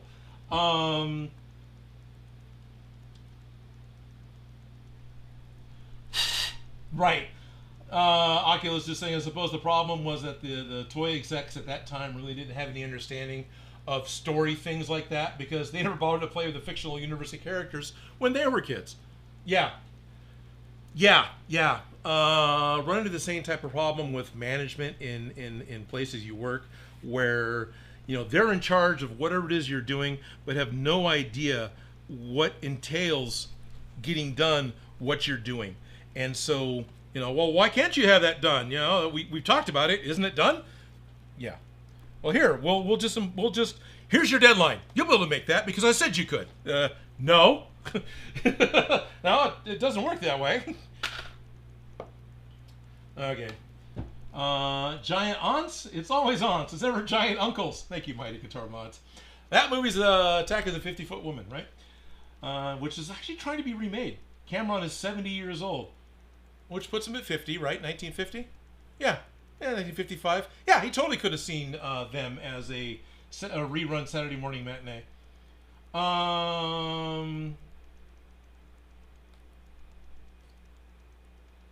Oh, matinee, or remember? I remember matinee. I don't think I've seen it. Oh, Yanolith is here. Alien is better than Aliens. Quiet Riot. So hello, Yanolith. I'm jumping comments. Quiet Rioter says Alien is better than Aliens. That is 100% subjective, and you are right. But anybody who likes Aliens more than Alien is also right because they're completely different movies. Alien, they're both science fiction, basically, right? Because they're aliens and they're outer space and there's spaceships and there's lasers. But there may not be lasers in the first one, and there technically isn't lasers in the second one, so I shouldn't have said that. Alien is a claustrophobic horror movie. Aliens is a war movie. They are totally different movies. Aliens totally rewrote how the alien xenomorph biology works because audiences never saw it in the theaters. So it was free reign to be able to do that. Because if it didn't happen in the movie, it doesn't matter, right? Now we've gotten to the point that these things get shared and there's backstory that's shared with social media and the internet. But at the time, that just didn't happen. You either read the novel or you didn't, and there's a small portion of the people who read the novel. So you just did what you wanted to do that fit with the other movie. And we saw that there was eggs. We saw that there was tons of eggs. You know, we saw that the facehuggers came out of the eggs. So Aliens did all that. But then they created something that lays the eggs like an ant, you know, like the queen ant, which Hudson even explains in the movie. Whereas cutscenes for the original Alien, the xenomorph is a single organism, and he collects victims and is able to reform them into eggs, and then their biology mutates in the way that like a caterpillar and a butterfly mutates. That's gotta suck if you're alive while that's happening, and turns into the facehugger that comes out of the egg with the viable alien embryo to plant into a new host. That was the way the morphology, biology, was supposed to work for the original Alien, and why the facehugger is so human looking, right? Because it looks like pelvis with extra ribs and a long spine. It's, well, partially that's H.R. Giger and his art style, but it was, you know, coming off of a humanoid type of host. And there were 2 victims in the original Alien movie, Dallas and Lambert, I think specifically, that you don't see actually get killed in the movie. You see Brett, right? No. you've got the two engineers. You got the big buff guy, and you got the guy that's wearing the trucker's hat. The guy wearing the trucker's hat that has the moisture falling in his face. You actually physically see him get killed. You see his head get punched with a secondary jaw of the alien. So can't make an egg from him. But you don't see Lambert's death. You don't see Dallas's death. They both disappear off screen. So later on, Ripley finds these guys, these two characters, morphing into the eggs. Lambert is further along than Dallas is, and Dallas is having the whole kill me scene that ends up being in Aliens with the colonist who's got the chest burster, and she knows the end's coming, and then it does. That's all in cut footage that was never shown anywhere in the 80s when Aliens got made, so Cameron was free to ignore it and do what he wanted to do. Anyway, so if you like Alien more than Aliens, you're right. If you like Aliens more than Alien, you're right, because it's 100% based on opinion, and you're right because they're totally different movies. They just happen to have the same alien in it and a one reoccurring character. In a cutscene from Aliens, the cat's there too, but Jonesy, but it's not there in the theatrical version. Nice. Bad Chipset Games has been building a Proton Pack out of cardboard and just got to painting it. Quiet Rider, that's what it's like working for a certain Scandinavian furniture store. There's an SCP about a certain Scandinavian furniture store that's really a fun read. DJ Stumpy, Project X, where they teach chimps to fly planes and then radiate them to see how they continue. Now that was a good heart-wrench film. Almost as cool as Firstborn, about a half human, half gorilla. Okay. I remember Matthew Broderick and Project X, but I don't remember it that well. Eonolith, glad to be here, Odin. Been massive busy, but now I can relax. Yeah, it's been a massive busy number of days for me. When I sign off here, whenever I'm already over time, I'm going to fall asleep on the couch. It's going to be a rockin' Sunday. Bad Chipset Games, that giant alien queen was eerie. Yes, and that giant alien queen was a physical puppet. Okay, CGI works well. CGI works well for a great many things. It's especially good at set extensions, especially good for erasing safety cables so they're invisible. The alien queen in Aliens was done with 3 different primary methods. You had a full-scale suit that had 2 operators inside of it that was suspended by a crane with puppeteers that worked all the other stuff. So you literally had 2 guys with their arms out that were shoulder to shoulder. So these arms are those little arms in her chest, right? That's these 2 arms. And then the 2 big middle finger arms, those are the human arms, literally with ski poles to make their arms long enough, and so their wrists are the elbows of the alien queen, and then you still have puppeteers making your hands grab, and then they move the feet around and everything else. So it is a physical, big size alien queen they did, and they even did test footage where they mocked the whole thing up with trash bags in order to get a basic shape and hide the humans and make sure it would work before they went through the effort of sculpting and creating this full-size prop. They had a 1/4-inch puppet that I don't think was stop motion. I think it was all a rod puppet, not 1/4-inch, 1/4 scale. So it's still good sized puppet. And that was what did a lot of the high speed action scenes of attacking the power loader and running around and headbutting the bulkhead door. That was all the 1/4 scale puppet. And then I think there was additionally a puppet that actually was more like Kermit. That was the alien queen that was probably actually used for that. I could be wrong on that one, though. It may only be the 1/4 scale rod puppet and the full scale suit with 2 operators in it suspended from a crane. Yeah, the alien queen is awesome because she was actually really there. The best part about all the alien stuff, Cameron recognized, because he'd worked in effects for so long, he worked on fantastic films like Piranha and Battle Beyond the Stars. And he was a matte painter. So he knew the level of detail required, the level of color required to read as what it needed to be. Read meaning that a person watching the thing could recognize what it is or recognize enough of a hint of what it is. The brain could fill in the rest and make it more than what it was. So that's how something reads on screen. It's very similar to your 5-foot distance, 10-foot distance you get for working on plays on stage. Your stage prop has to be good enough that the front row or the second row can believe it's real. It doesn't matter if it looks like a pile of matchsticks and melted wax to the actor. It has to look good to the audience. So he understood how well paint worked. So if you ever get to see a picture of the alien drones, the drones being the alien suits that are actually around the Queen, or the alien Queen itself, they're literally black with fluorescent yellow highlight paint on them because the lights were so low for the film, and then it was processed darker that those fluorescent highlights just became the glistening highlights that the film could actually see to give them definition. But in life, they look like shit.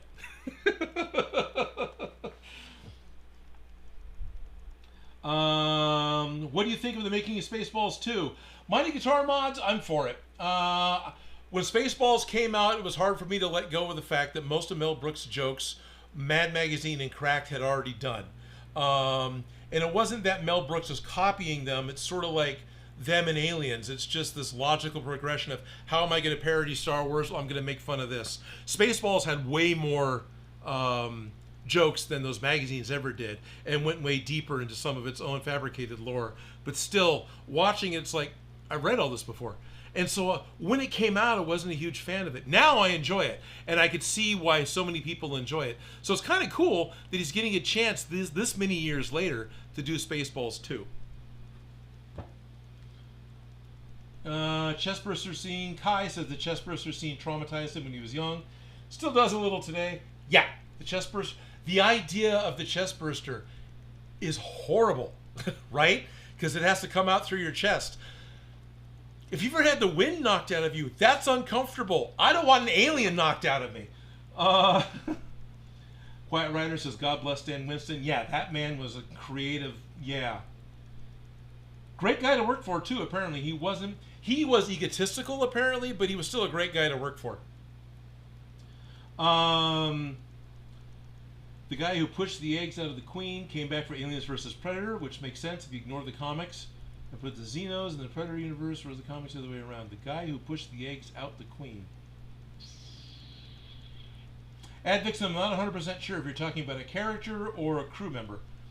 But if I remember right, well, at least Alien Resurrection was the same Queen prop from Aliens, right? They didn't have the money to make a new alien Queen.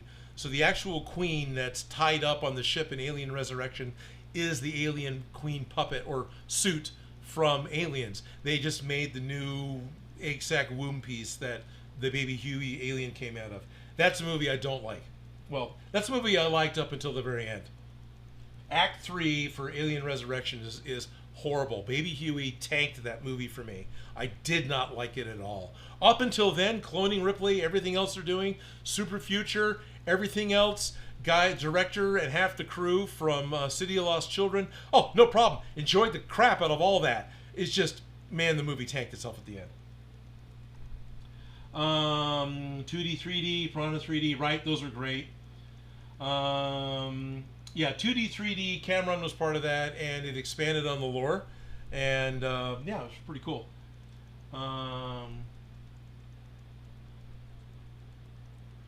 Okay. Yeah, Kai says the flamethrower from Aliens would be a cool prop to see on the channel. Yeah, thought about it. You know, I haven't, other than the facehugger, I really haven't done any Aliens props. I thought about the motion trackers. I've thought about the flamethrower. I've already made a Thompson machine gun, so making an M41A is not. I think it said that right. The pulse rifle. That's not totally out of the realm of something to do, because that's what they used in the movie. They built a shell that went around Tommy guns, because why wouldn't you? The puppet queen needed a guy to push the eggs for the money shot. Gotcha. Okay. Yeah, looking forward to seeing Rick Moranis out of retirement for Spaceballs 2. Yeah, I'm looking forward to that too. seriously applaud Rick Moranis for taking care of his kids when he needed to. That he knew that he could, and he wanted to be a father, and he wanted to take care of his kids. And now he's coming out of retirement because he doesn't have to take care of his kids anymore. It sucks that he had to make that choice, right? Because he became a single dad to take care of his kids, and it wasn't by, and it was, by the worst way possible. But yeah, it's awesome he's coming back and he's making public appearances again, and the dude is still happy to be there, and is still just totally Rick Moranis, just somehow older. Favorite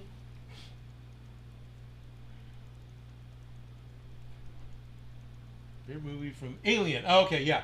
Kai says, personally, my favorite scene from Alien, I read that as Aliens at first, was when the guy got caught by the xenomorph from the vents and everyone was panicking. That was Captain Dallas. That was the captain of the ship. He had the flamethrower and was crawling through. They were trying to close all those irises to close the vents down, which is totally... That could work for restricting airflow, but an iris can't actually seal something. But it looks fantastic on film. And there's prop houses that still have those irises, and they still get rented out because... that's just not a simple thing to make.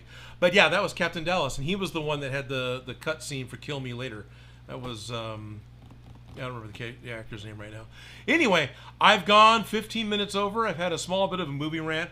I've got a few more tubes put onto the Proton Packs.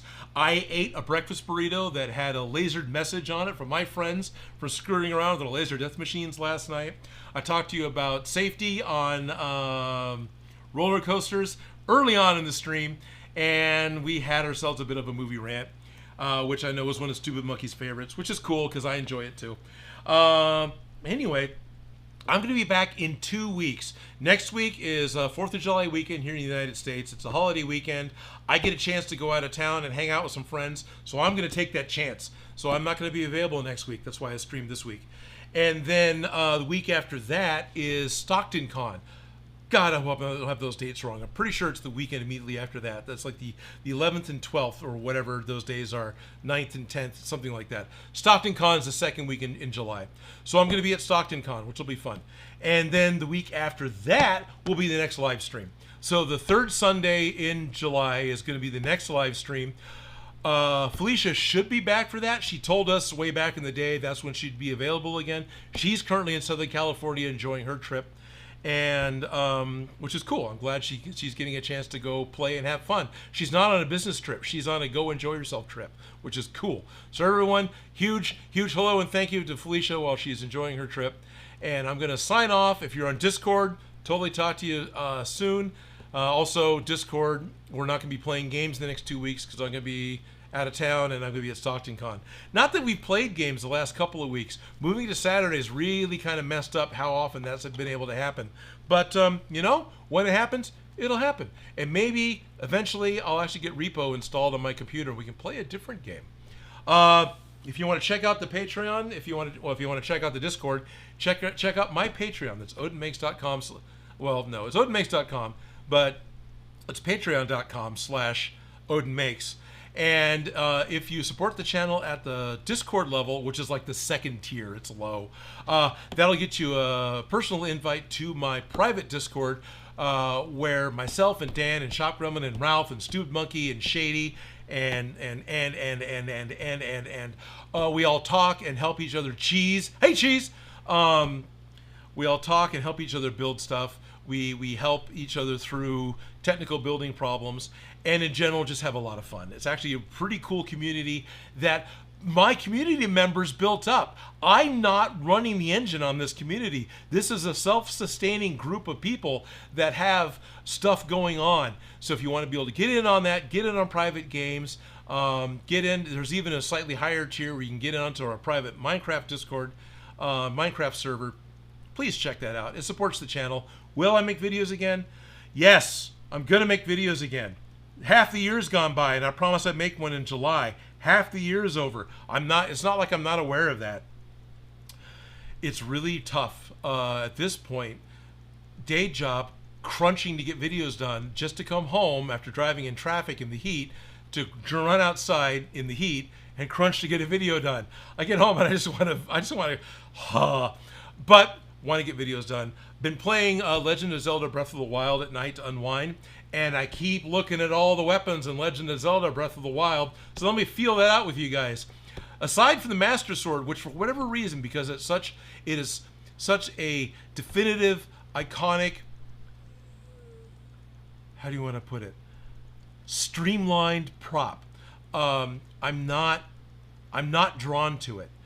But like the Rock Smasher, the Goron weapons, some of the bows, things like that, would that, especially the Goron stuff, because that's all like steampunky and just brute stuff. Would that type of build have any interest to you guys? Chances are you just want to build and you don't care. And I still want to remake some other props. Whoa, shit, we got a super chat. Ed Vixen, $2 super chat, says, link in the description. Summer nap time. Yep, link in the description is there. Thank you all for watching, and thank you all very much for many future viewers who put up with this rambling stream for the past 3 hours and watched the entire thing not on a Sunday. You guys are awesome. Thank you very much for tuning in. I will be back in 2 weeks, 3 weeks, 3 Sundays. I'm gone for 2 Sundays, so 3 Sundays I'll be back for the live stream. If you're in the Stockton area, you can see me in person at StocktonCon. Sleep well, everyone. Hugs from the Monolith.